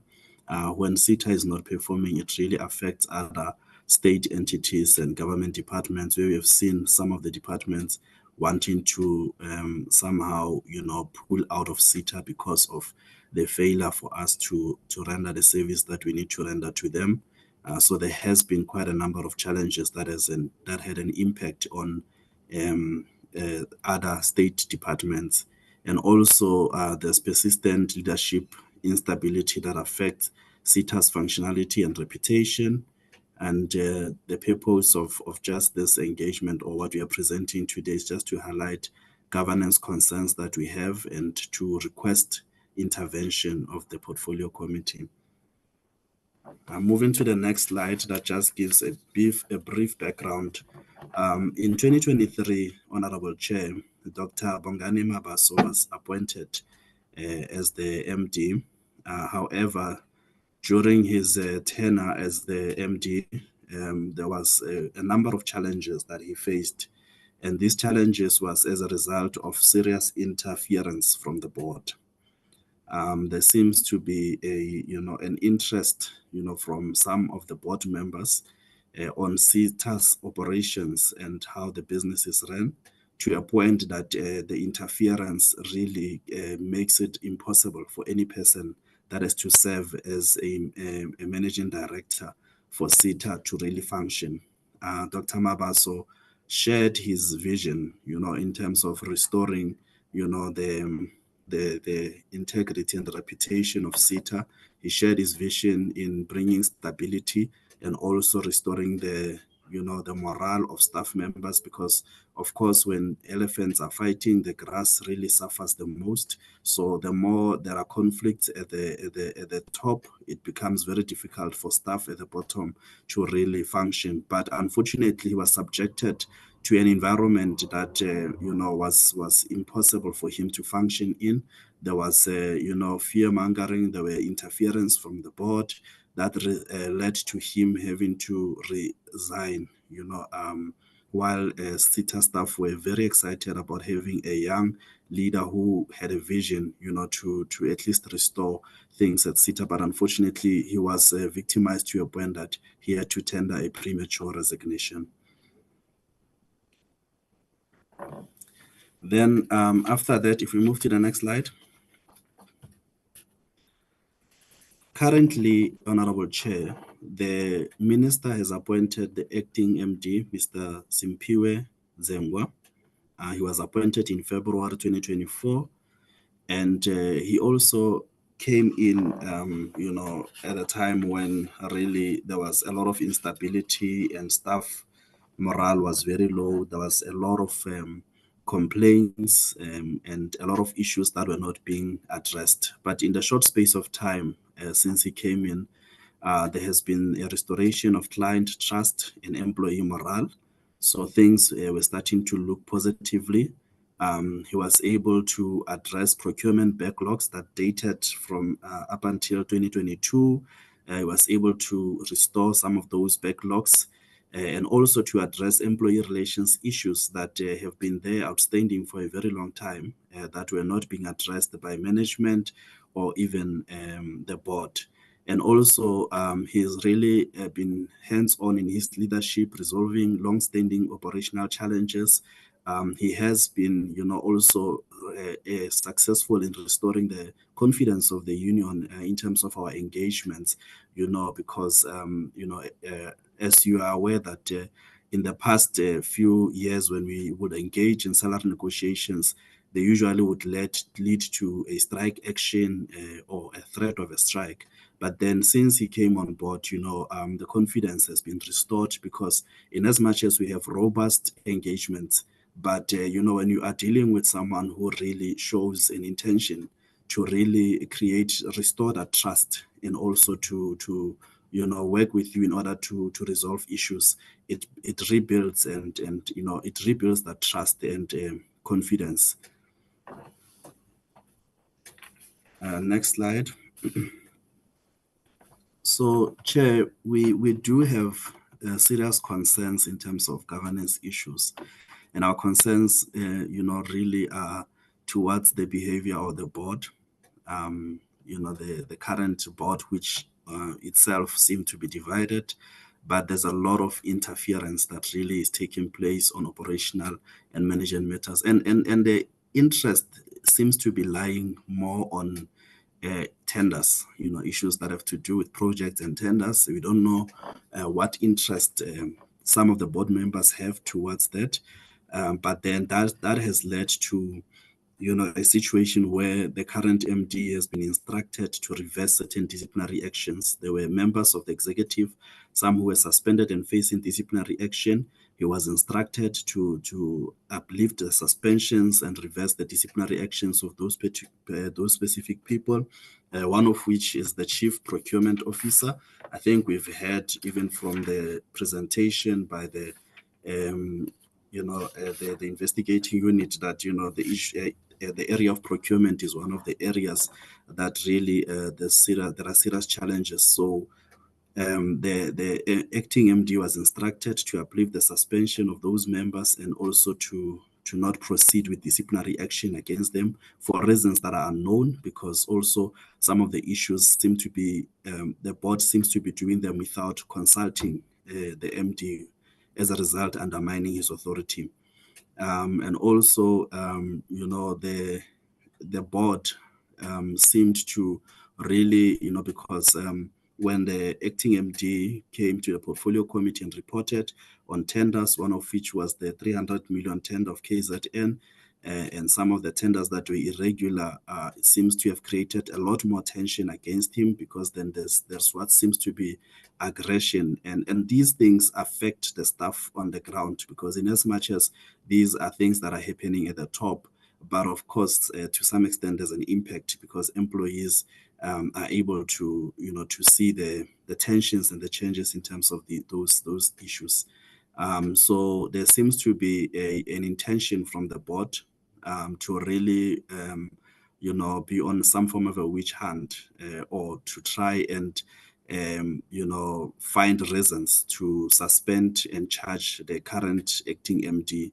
And we are of the view that should they succeed in that particular intention, it really will set us back, because SETA has not been stable in a very long time. There's been a lot of instability because of leadership changes and because of the board that has such vested interest on the operations of SETA.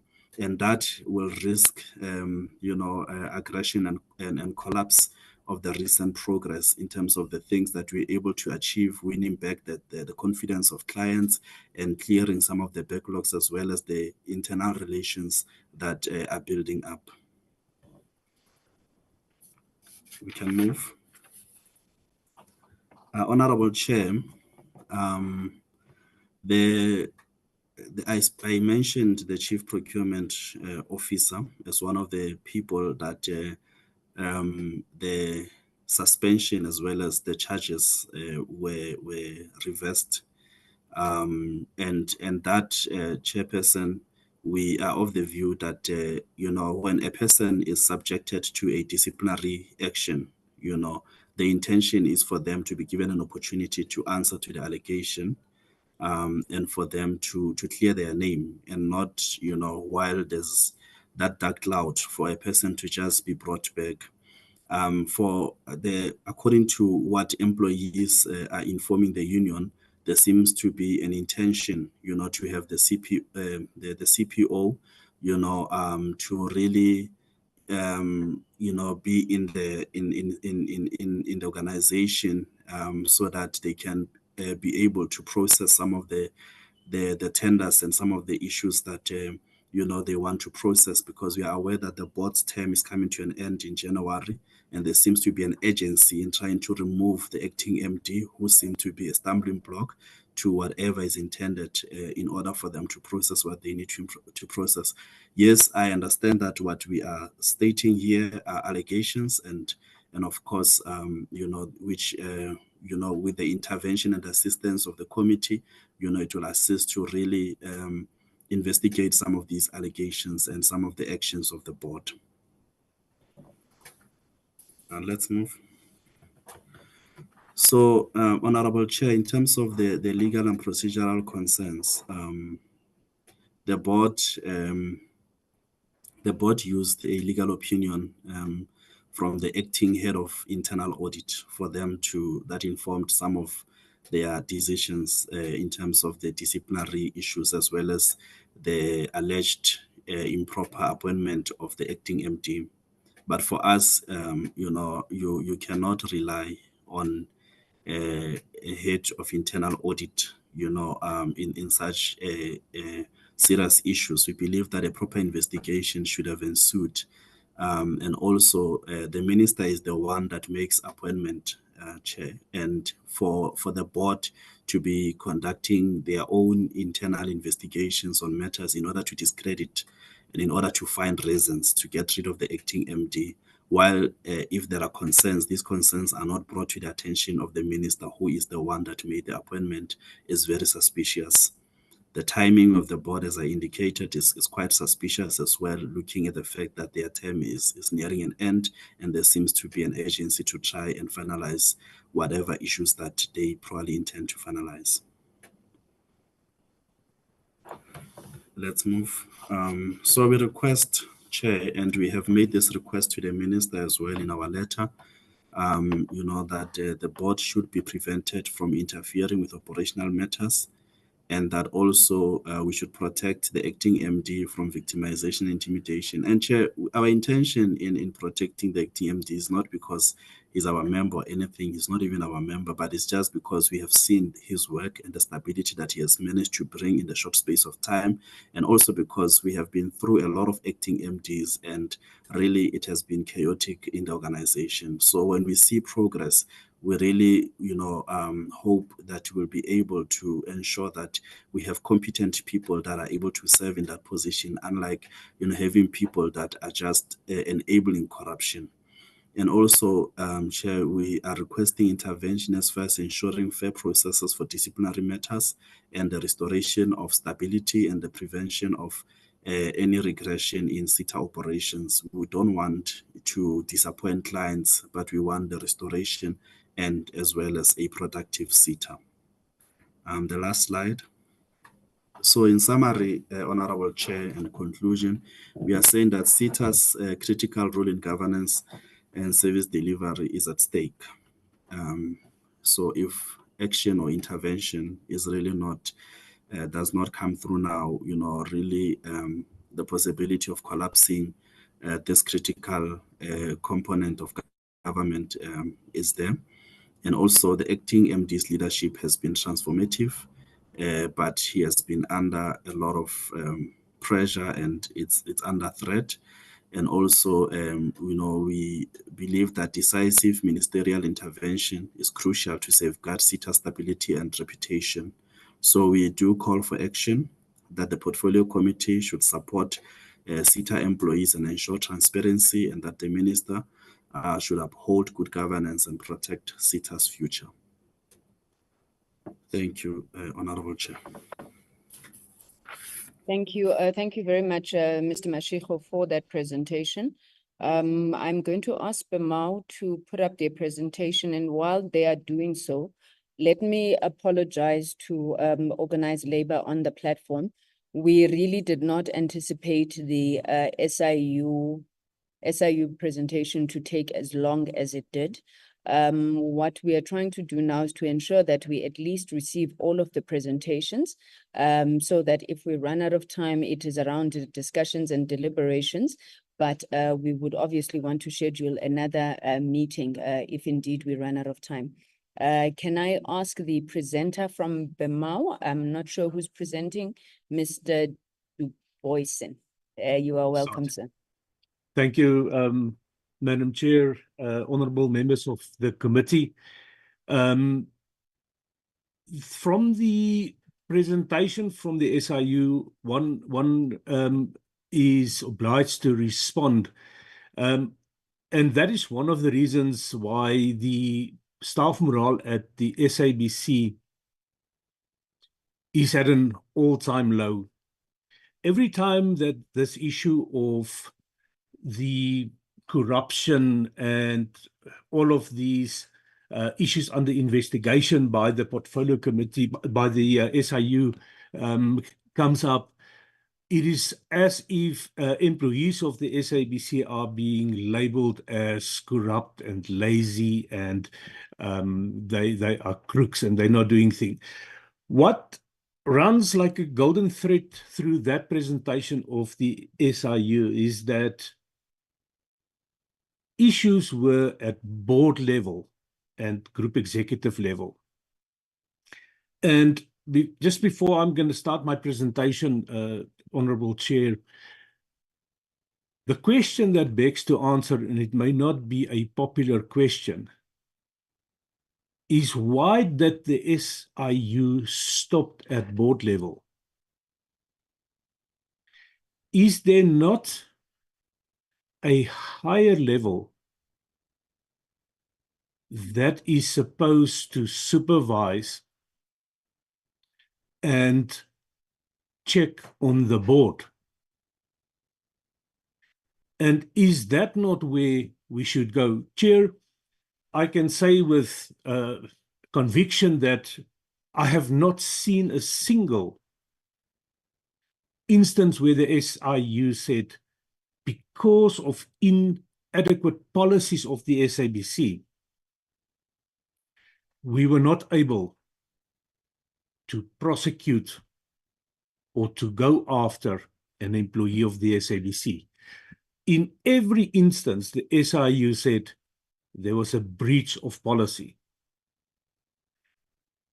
So the answer is not reviewing SABC policies. There's nothing wrong with them, because it's on the basis of the breach of those policies that the SIU acted against Mr. Motsoeneng, Mr. Guma, and even one of the previous ministers. What the SIU is doing, and what they should continue to do, is to hold board members, group executive members,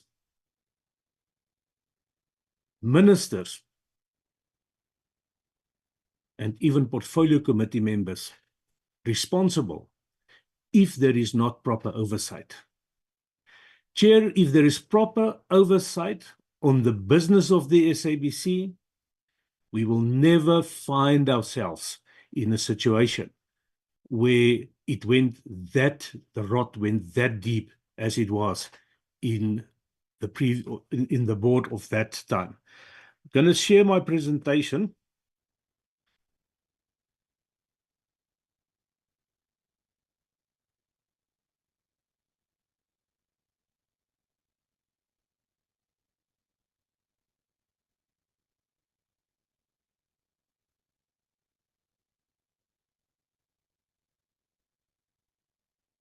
I'm not sure if it's visible as yet.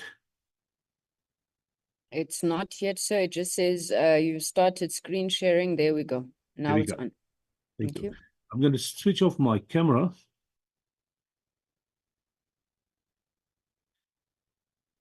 Chair, this is BEMAWU's presentation to the Portfolio Committee, and we were requested to address the issues of outstanding labor issues. This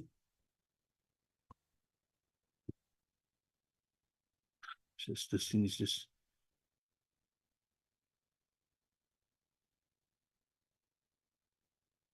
I see my system might be slightly slow.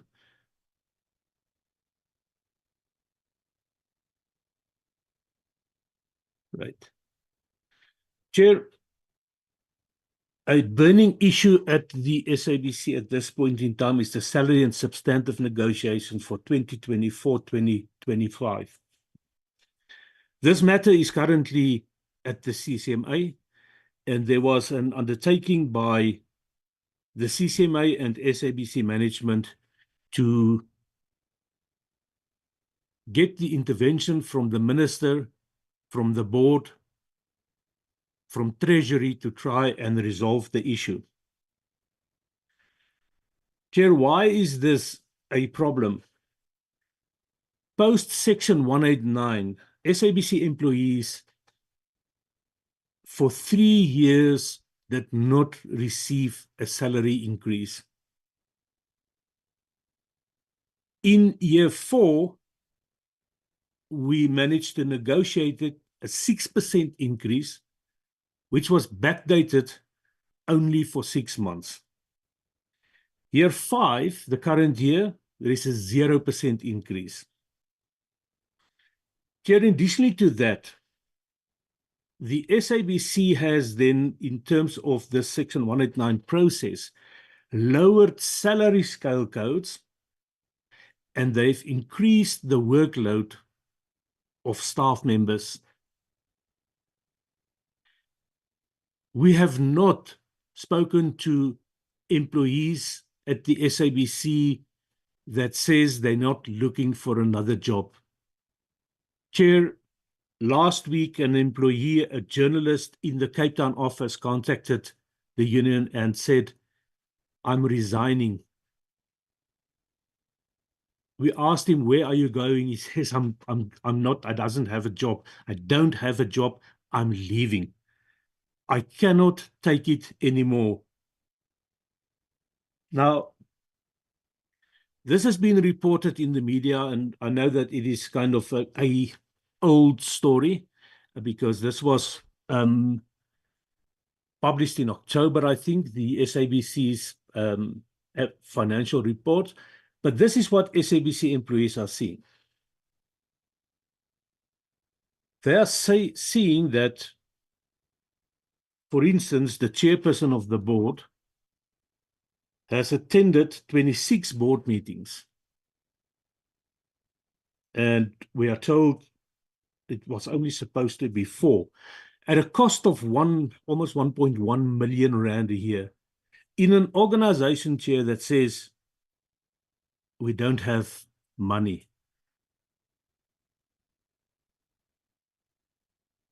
And to be fair, when one reads the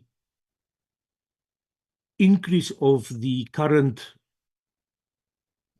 CEO and one does the calculation, she has actually been appointed on a lower salary than the previous CEO. Now, this is what employees see. 0% increase versus a CEO who earned 931,000 rand in 2 months. 2 million rand was paid to the former CEO for only 3 months. 1 million rand for 26 board meetings.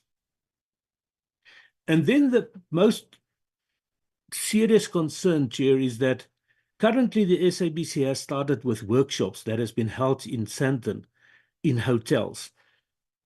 And employees are asking, how do we have these workshops? And we pay for them in hotels, but we do not have money for a salary increase.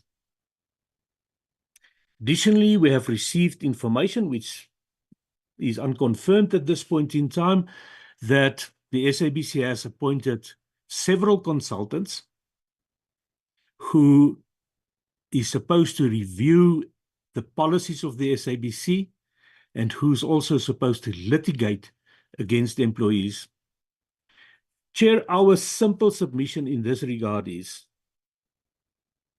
have we appointed incompetent people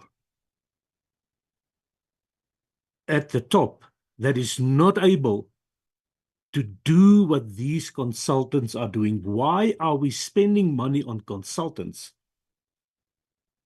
whilst management is being paid to do the job? So this is where we are. We're at a deadlock. At the CCMA, we have requested about a week ago the CCMA to proceed to issue a certificate that would enable SABC employees to embark on a protected strike. There was a request for an intervention from the CCMA, which we have agreed to, and we will then wait for that intervention to take place. Chair, the other burning issue is that we know that the Section 189 process that has been implemented by the SABC is a failed process. The SABC has reverted to, in many instances, to the previous structure in which they kicked out people, put them on the streets without an income, just to realize that that structure is not going to work.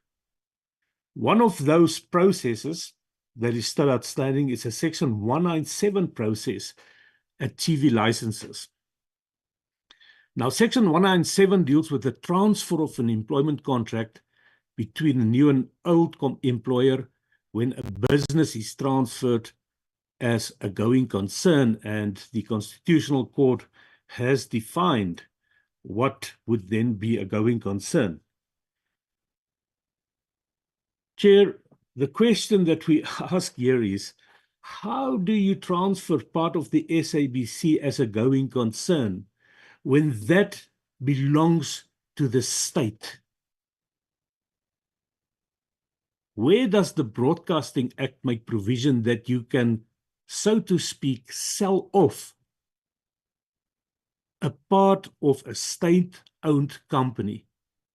At best, the SABC can go into a public-private partnership, but there is a very specific process that needs to be followed in terms of the PFMA and the Treasury regulations. Chair, did the SABC comply with those Treasury regulations? But because we know that the SABC cannot sell off, they cannot transfer TV licenses to a private partner as it belongs to the SABC and the state. Chair, other issues that we have currently is the large number of litigation, the disciplinary hearings resulting in dismissals at a cost. There is a concerted attack on employee rights currently at the SABC.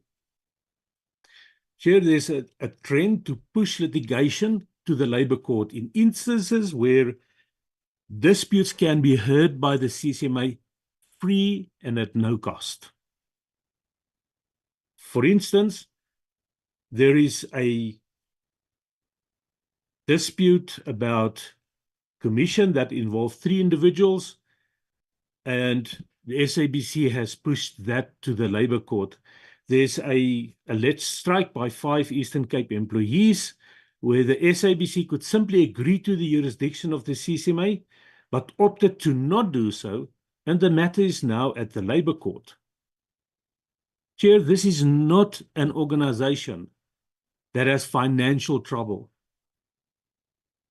that is seeking litigation instead of avoiding litigation. There is currently a case, for instance, where an employee was successful at the CCMA and she was awarded compensation. The legal cost in defending that compensation is far more than the compensation that has been awarded to this employee. How is this not fruitless and wasteful expenditure? Chair, just a few matters that is outstanding currently. There is currently a commission dispute. We are in process of bringing a contempt of court application against the CEO for failure to comply with the ruling in favor of employees. What happened was that the SABC support staff earned commission for many, many years. And at the time of the previous GE of Human Resources, he unilaterally took that away, and the CCMA ruled in favor of those employees. We have yesterday received the transcript of those meetings.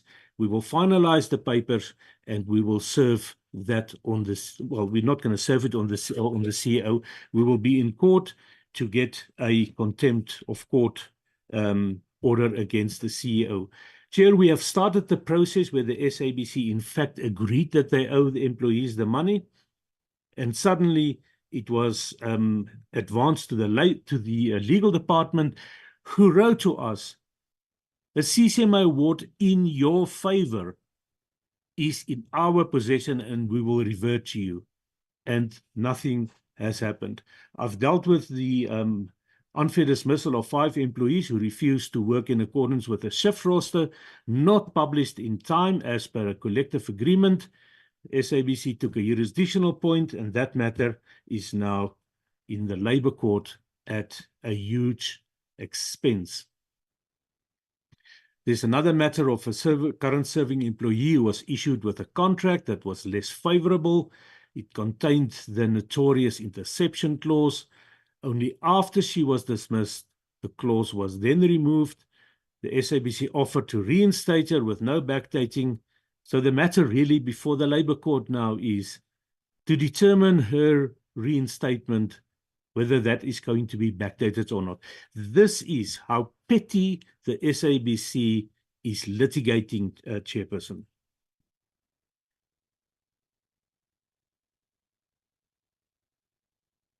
Chair, we have a serious problem in terms of disciplinary hearings. We are getting highly inexperienced people appointed to chair disciplinary hearings. It's almost without exception a one-way street, which is a dismissal.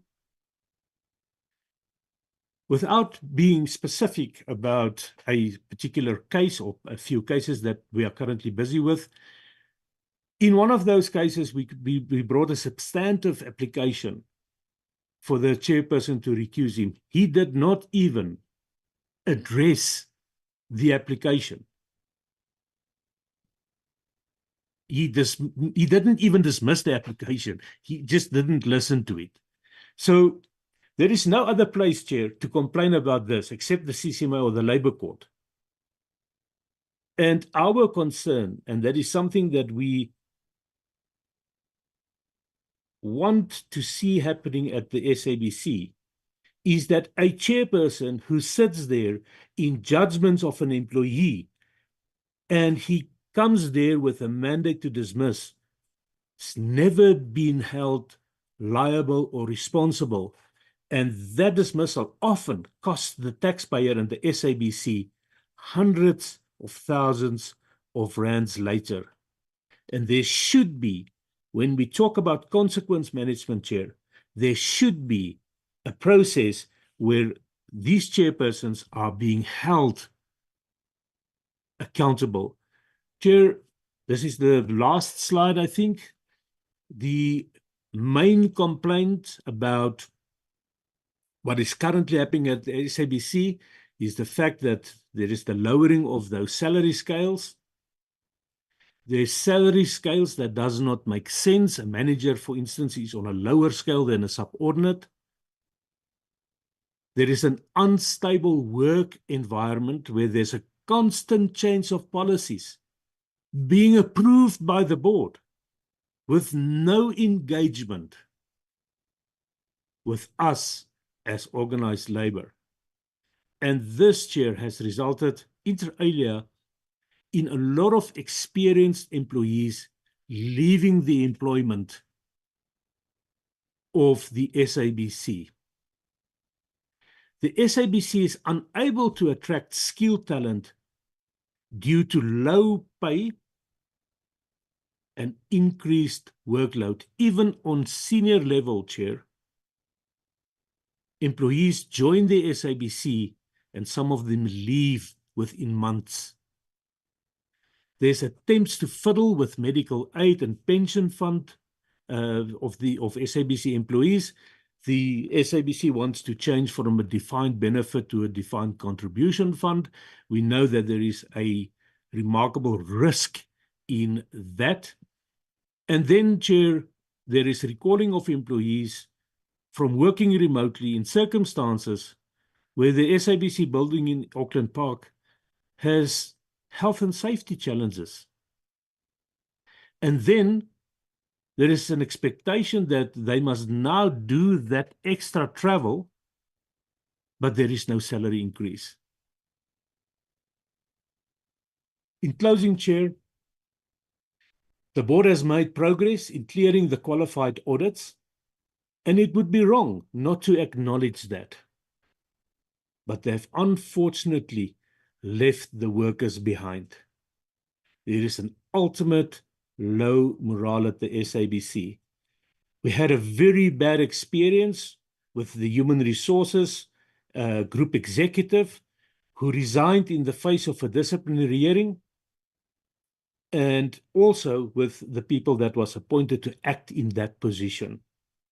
We now have a new GE, and we don't really know what we have. We'll have to see. She's just landed there.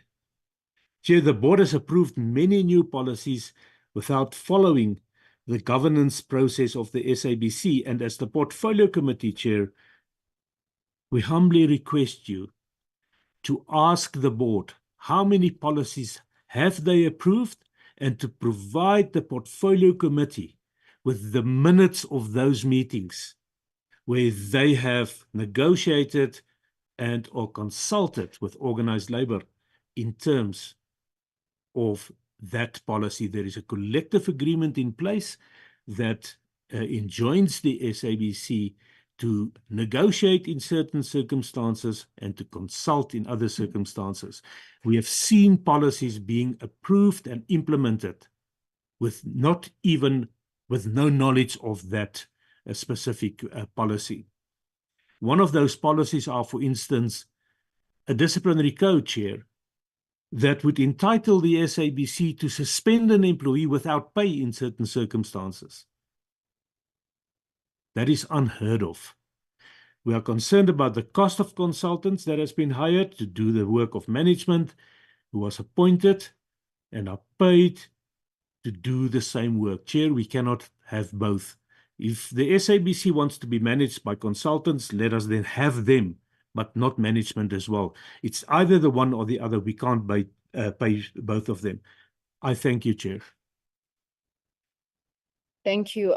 Thank you very much, Mr. Du Boysen, for that presentation. Can I appeal to honorable members of the committee? If you could please indulge us. I know that there's a sitting this afternoon that we'll need to get to, but then when we started this morning, all of you were traveling to Parliament. So I'm hoping you can indulge us with an extra 30 minutes of your time. I want to give an opportunity to the Communications Workers Union. I understand that is the last union to present. I was informed that Nehawu will not be presenting today. And thereafter, as the head of delegation for CWU gets ready, thereafter, members, I'll give you an opportunity to just ask clarity-seeking questions. So if there's anything that you have not understood in terms of what has been said, let's ask those clarity-seeking questions. There are burning platforms. CETA is one, SABC is one. I'm not sure what CWU is going to present, that we will probably need to action as the portfolio committee, even outside of this meeting. Hence, I'm asking that you direct your questions to clarity-seeking questions, and then we will engage formally with the institutions, perhaps in writing, but on the burning platforms, we need to come up with a way forward. May I check who is representing the CWU? It's Aubrey Shabalala, Chairperson. Thank you, Mr. Shabalala. Over to you. You may proceed, and you are welcomed. Thank you very much, Chair. Firstly, let us apologize that we did not submit a presentation up front, since we've got the... Don't take apologies from people whose faces we don't see.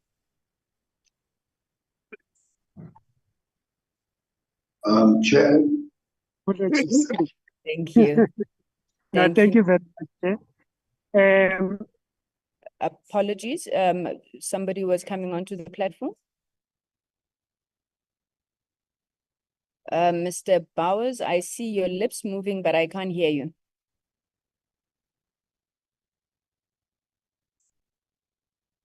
You are muted, sir.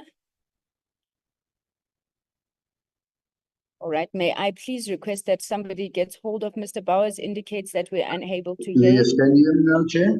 Yes, sir. Thank you so very much for your indulgence.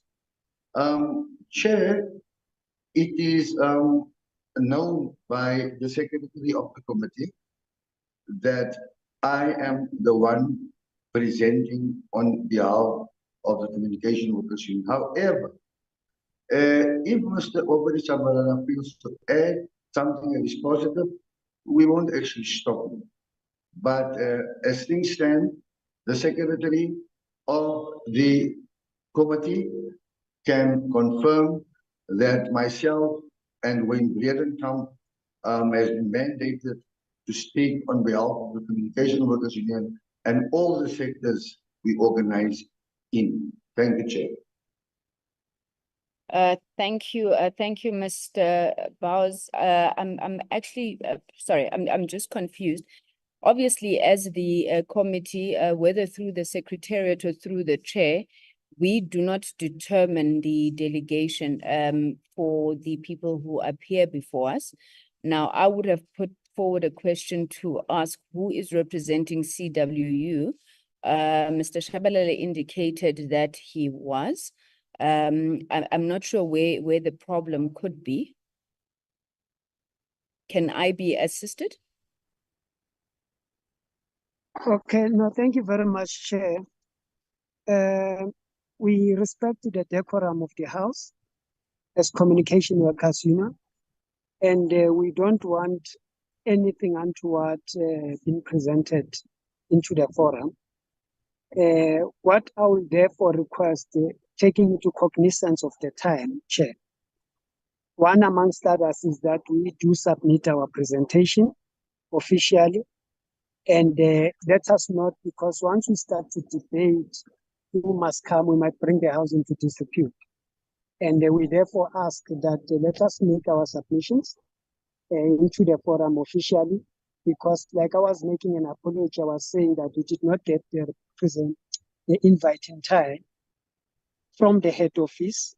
And now I'm getting a sense that there's a secretary of the House that have got someone to represent CW. So I don't want us to really drag them, the name of the House into disrepute, nor of the union.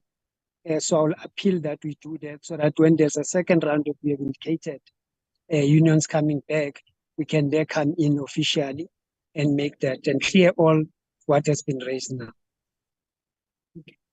Mr. Bowers, I take it that is in order with yourself as well. All right. Thank you, Mr. Shabalala. Thank you, Mr. Bowers. So we will stand then the matter of the CW down. I don't believe that as the committee we would be able to adjudicate if there are differences between the members on how to proceed. So we do take the recommendation from Mr. Shabalala, and we will communicate when the next meeting on these matters are going to be. Can I just double check one last time? There is no presentation from Nehawu because I have not yet seen it. If that is the case, then we will also move, hopefully, Nehawu to the next meeting. Honorable members, can I then call you for any clarity-seeking questions on the presentations that have been made? I'm calling for hands. Chair, please note me.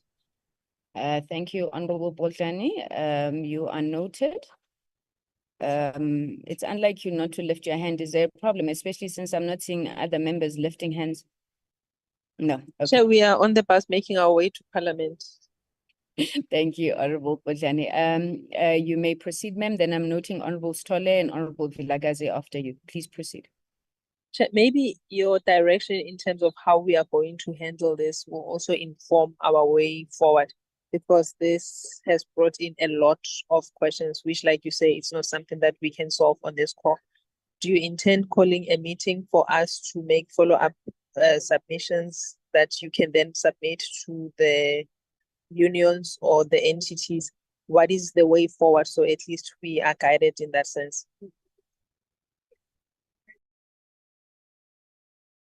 Thank you, Honorable Boltani. Maybe let me come in before the members. What I was proposing is that if there are issues where we just need to get a sense from the presentations that have been made by the unions, that we are able to put those to the unions, so we get a response from them. Then but I know that the rules of natural justice demand that we should afford the executive and the entities an opportunity to respond. Now, due to the time constraints, we won't be able to do that in this meeting.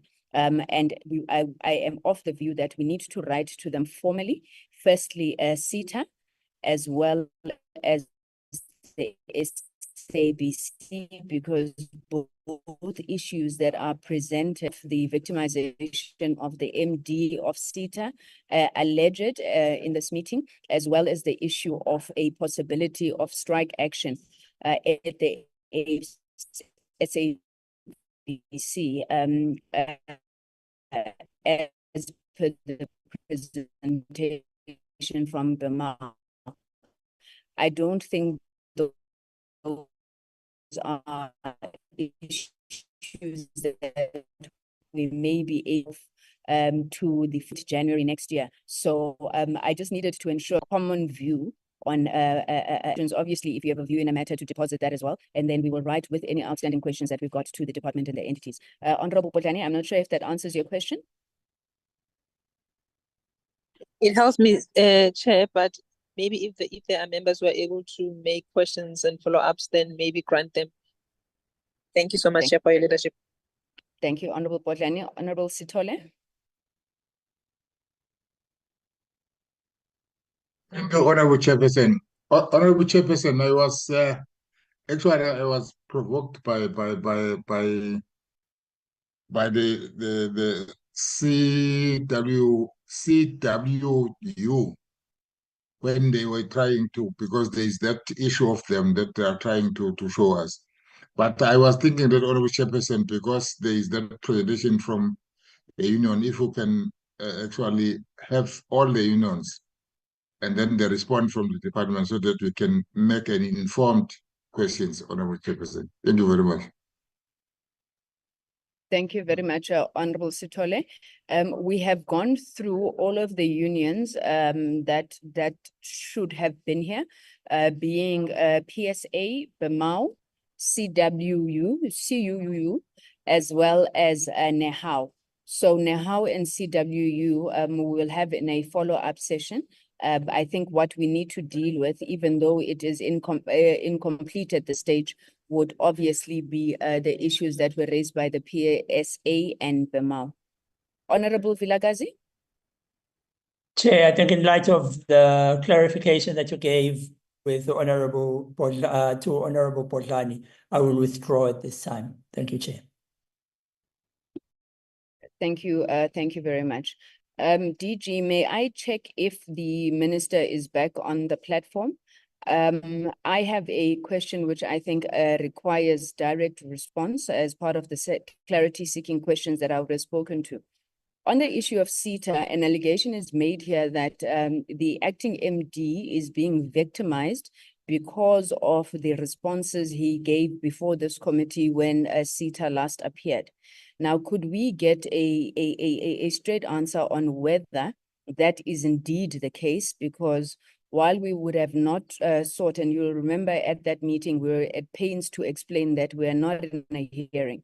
Had we been in a hearing, we would have invoked Rule 168 of the Rules of the National Assembly, whereby anybody who appears before a portfolio committee is protected and privileged, and anything that they say in the portfolio committee cannot be used against them in any proceedings except criminal proceedings.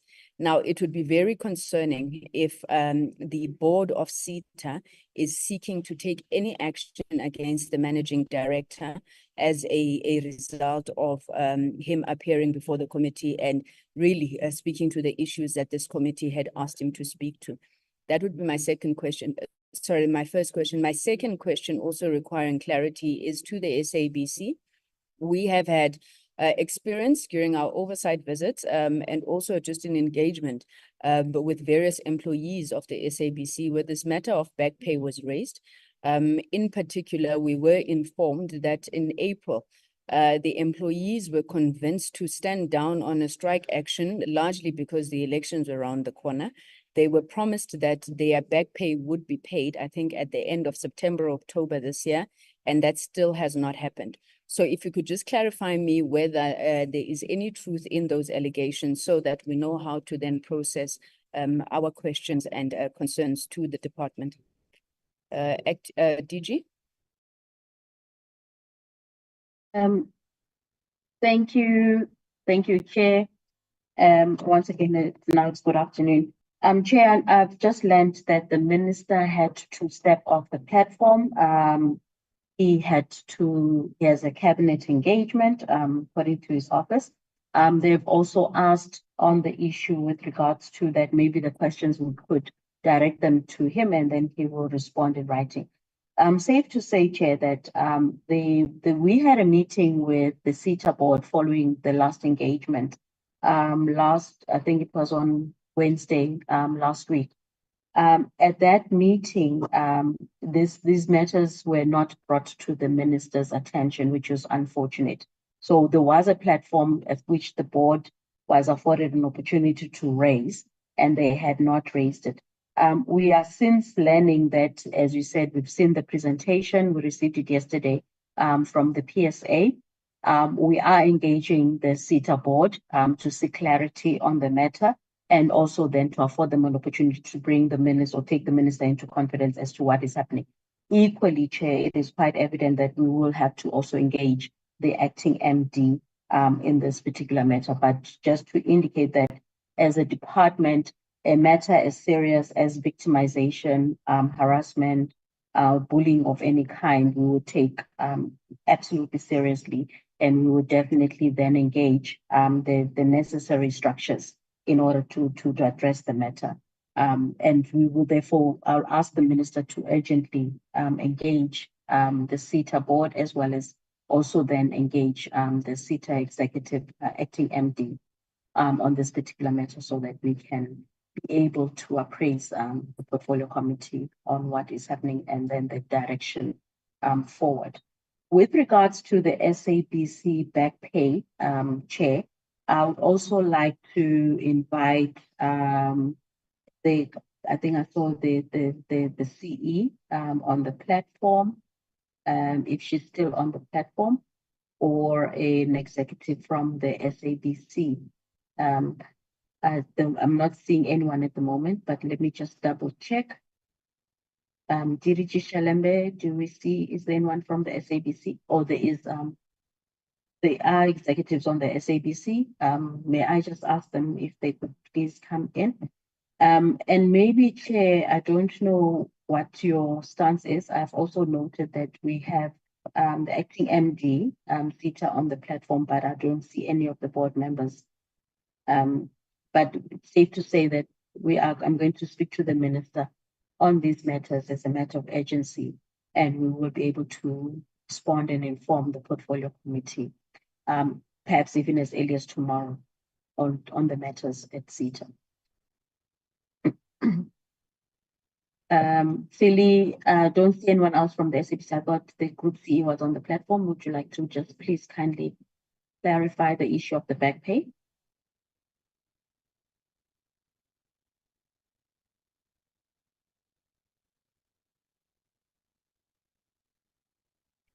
Sorry, who are you calling on, DG? I did not hear the name. Perhaps the person did not hear their name either.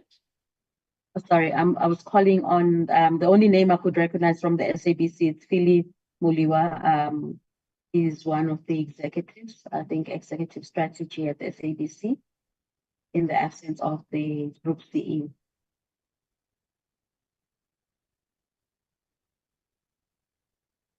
Mr. Muliwa? Chair, I do not have any mandate in this area, and it's not even, the space within my domain. Thanks, Chair. Thank you. Thank you very much. I think we respect that, Mr. Muliwa, but I think you would have heard the issues that we are raising here. We didn't get a sense of timelines when BEMAWU was making their input. But obviously, we would want to ensure that any strike action is averted at the SABC. So, Director General, your guidance is being taken in this regard, that you would communicate the outcomes of this meeting to the minister, and we would like to hold you to your word on response on these matters in particular. But there are a number of other issues that I think were raised, especially in the BEMAWU. Du Boysen was presenting, he said they are burning issues. So if we could please have a response to the issues that are raised by the union. And then, as I indicated, we will seek to schedule a follow-up meeting. We would have liked to have done this next week, but unfortunately, this is the last portfolio committee outside of ICASA that we are having for this year. But there will be correspondence between the Secretariat and yourselves, and we will keep members appraised on the correspondence as we send and receive to yourself, so that we may move with the common understanding. DG, without overstepping our powers, I do want to reflect on the fact that though you had indicated in your presentation that the CETA board term is coming to an end in January 2025. And I believe the acting MD's contract is also coming to an end in January 2025. So outside of the reasons that I've raised, that the portfolio committee would take a very dim view of anybody being dragged through disciplinary processes from having appeared before us, I think you may want to answer also what is the rush on what is now seeming like purging of the acting MD firstly, but secondly, all of these reversals of disciplinary processes that have been underway, people who are going through disciplinary processes being brought back. I think in the last meeting, we did not engage that issue, largely because we were receiving a report from Cliff Decker on another matter, but those issues were raised, and we please request that they are included in your responses. Honorable members, if there is no other matter, I'm going to have to stand down our oversight report. Please may I request that members go through it. In the next meeting, we'll ask the Secretariat only to just speak to the key highlights of the report. It's a great report, so I am imploring members to just familiarize themselves with it. But I think it also sets the basis for our oversight work in the coming term, the fourth term. And we will take that with your indulgence when we will also meet on the ICASA appointments later on this week. Given that there's no other issues, let me thank you very much. And also, Yes, my apologies. Yes, DG. Apologies, Chair. There seems to be a comment from the SABC. It says, "Dear Honorable Chair and Honorable Members, SABC Group CE and Executive HR have advised that they will join the meeting." They are in the lobby. Perhaps you may just want to take their response quickly. Apologies for interrupting or delaying your closing. Thank you. May I check if CEO Nomsa Chaberi, are you on the platform?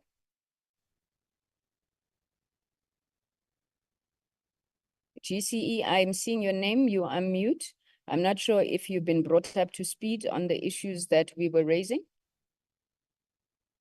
Good afternoon, Chair, and good afternoon to all the committee members. I've received just very high level, Chair, if you could just indulge me. Are you in a position, sorry ma'am, are you in a position to put on your video? Let me try. I'm on my phone.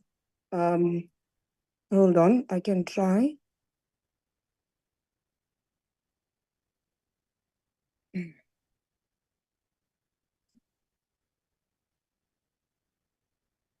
Thank you. You may proceed, CE. Thank you. Thank you so much, Chair, for the opportunity. If I may, as I understand it, and please correct me if I didn't get the right end of it, the question is about the issue of the back pay.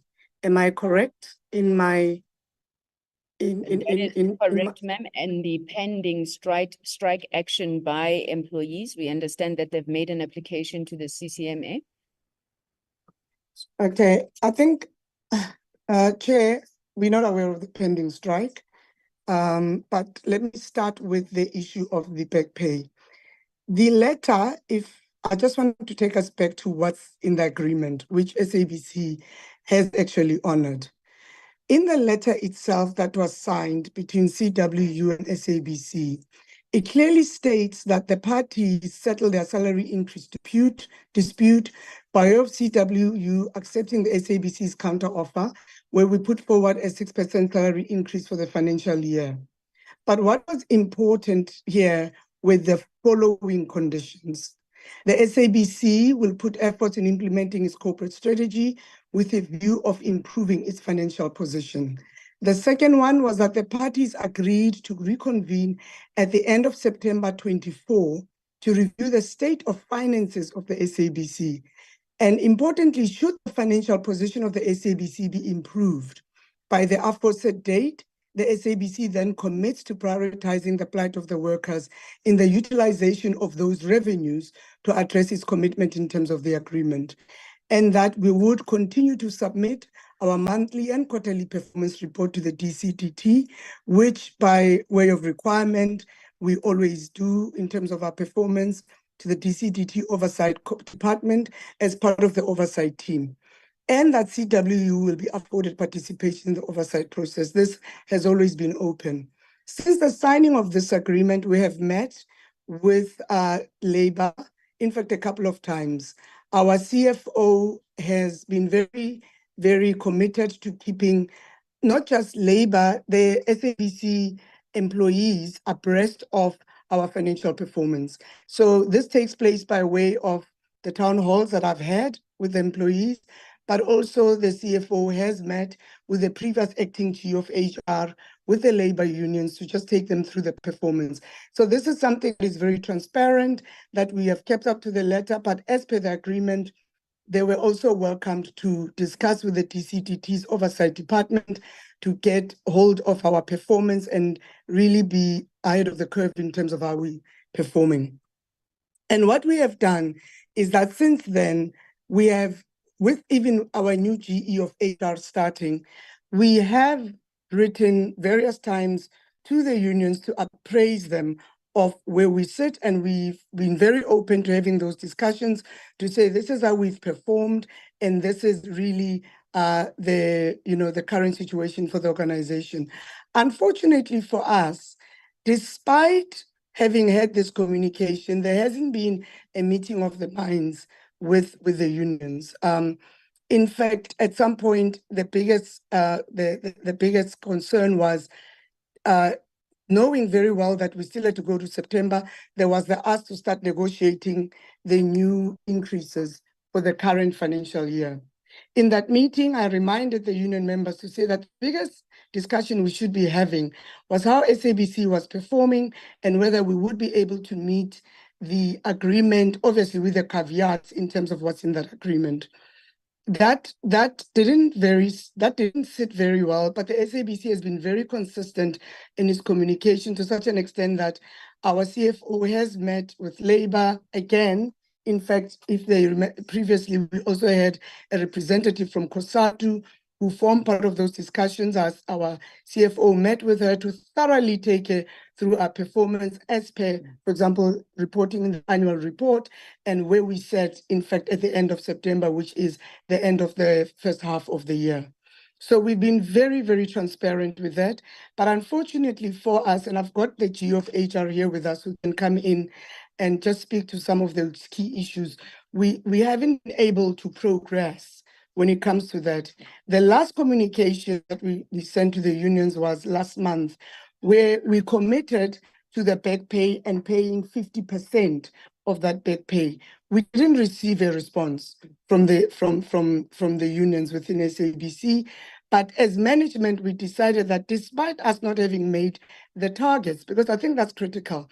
So the agreement was very clear that SABC has to be performing at a certain level. Our financial situation must improve for us to afford this. That has not happened. It's a very, very tough year economically for not just the SABC. I'm sure you've seen the performance reports that have come from our competitors. So despite that, we felt that as management, it would be good to show our commitment to our employees and really dig deep and say that let's try and pay at least 50% of the 6% back pay. The communication was sent to the unions, and in fact, we had met a couple of times with the unions. We sent them the communication because they'd indicated to us who the key people are that we must communicate with. A letter was dispatched accordingly. We haven't received a response. They rejected it. Yeah, in fact, the one that sent it, we didn't receive a response.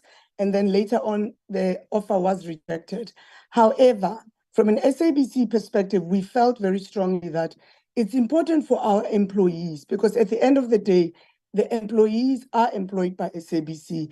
For us as management to show our commitment and the fact that we do understand, as we said before, the plight of the workers. We communicated internally that we would be paying to the employees the 50% of the 6% back pay only to employees until a certain scale code, meaning that senior management and executives did not qualify for that back pay increase, which was accepted, in fact, by senior management and the executives. And so far, that's where we are with this issue, Chair. Back to you, Chair. Thank you. Thank you very much, CEO. May I suggest that we take the same approach as with the CETA matter, maybe slightly amended, that we give you an opportunity. You made quite a bit of reference to CWU. The presentation we had received was from BEMAWU. I'm not sure if the interactions that you refer to would have then taken place with BEMAWU as well. I'm also not sure, CEO, if you would have had an opportunity to hear the presentation, but there's quite a number of issues that they raised. So could we request that we send this matter back to you? We will write to you formally to request responses to the issues that have been raised. And if you are able to engage with the unions, so that we know that this matter is then being attended to at that level. Would that be in order? No, thank you. That's in order. I just must point out, I was referencing CWU, but it was communication with both unions. So we have been in communication with the president of BEMAWU, Mr. Hannes. So he is in receipt of all the communication from SABC, but I'm in agreement for us to get the questions and SABC will respond to them accordingly, Chair. Thank you. Thank you very much, CEO. That is much appreciated. I don't want to hold the members, yourselves, CEOs, esteemed colleagues any longer.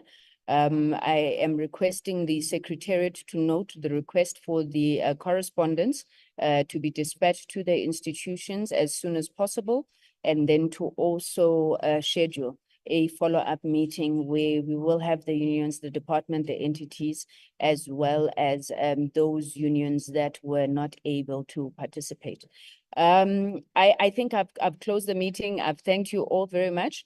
DG, I want to pass a special word of gratitude to Minister Malatsi as well as DM Kungubele, the department and the entities led by yourself. I think over the last 5 months or so, we have truly appreciated the cooperation with which you have worked with this portfolio committee.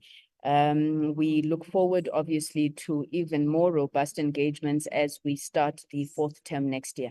So thank you very much. Those that we may not see again this year, we wish you a very happy festive season. Keep safe on the roads, and please don't forget to report to ICASA whenever you travel to the rural areas in Dadesitole and there is no network. Now you know the people that you must hold responsible. So thank you very much, and the meeting is adjourned. Thank you, ma'am. Thank you, Chair. Blessings to Thank you. you, Chair.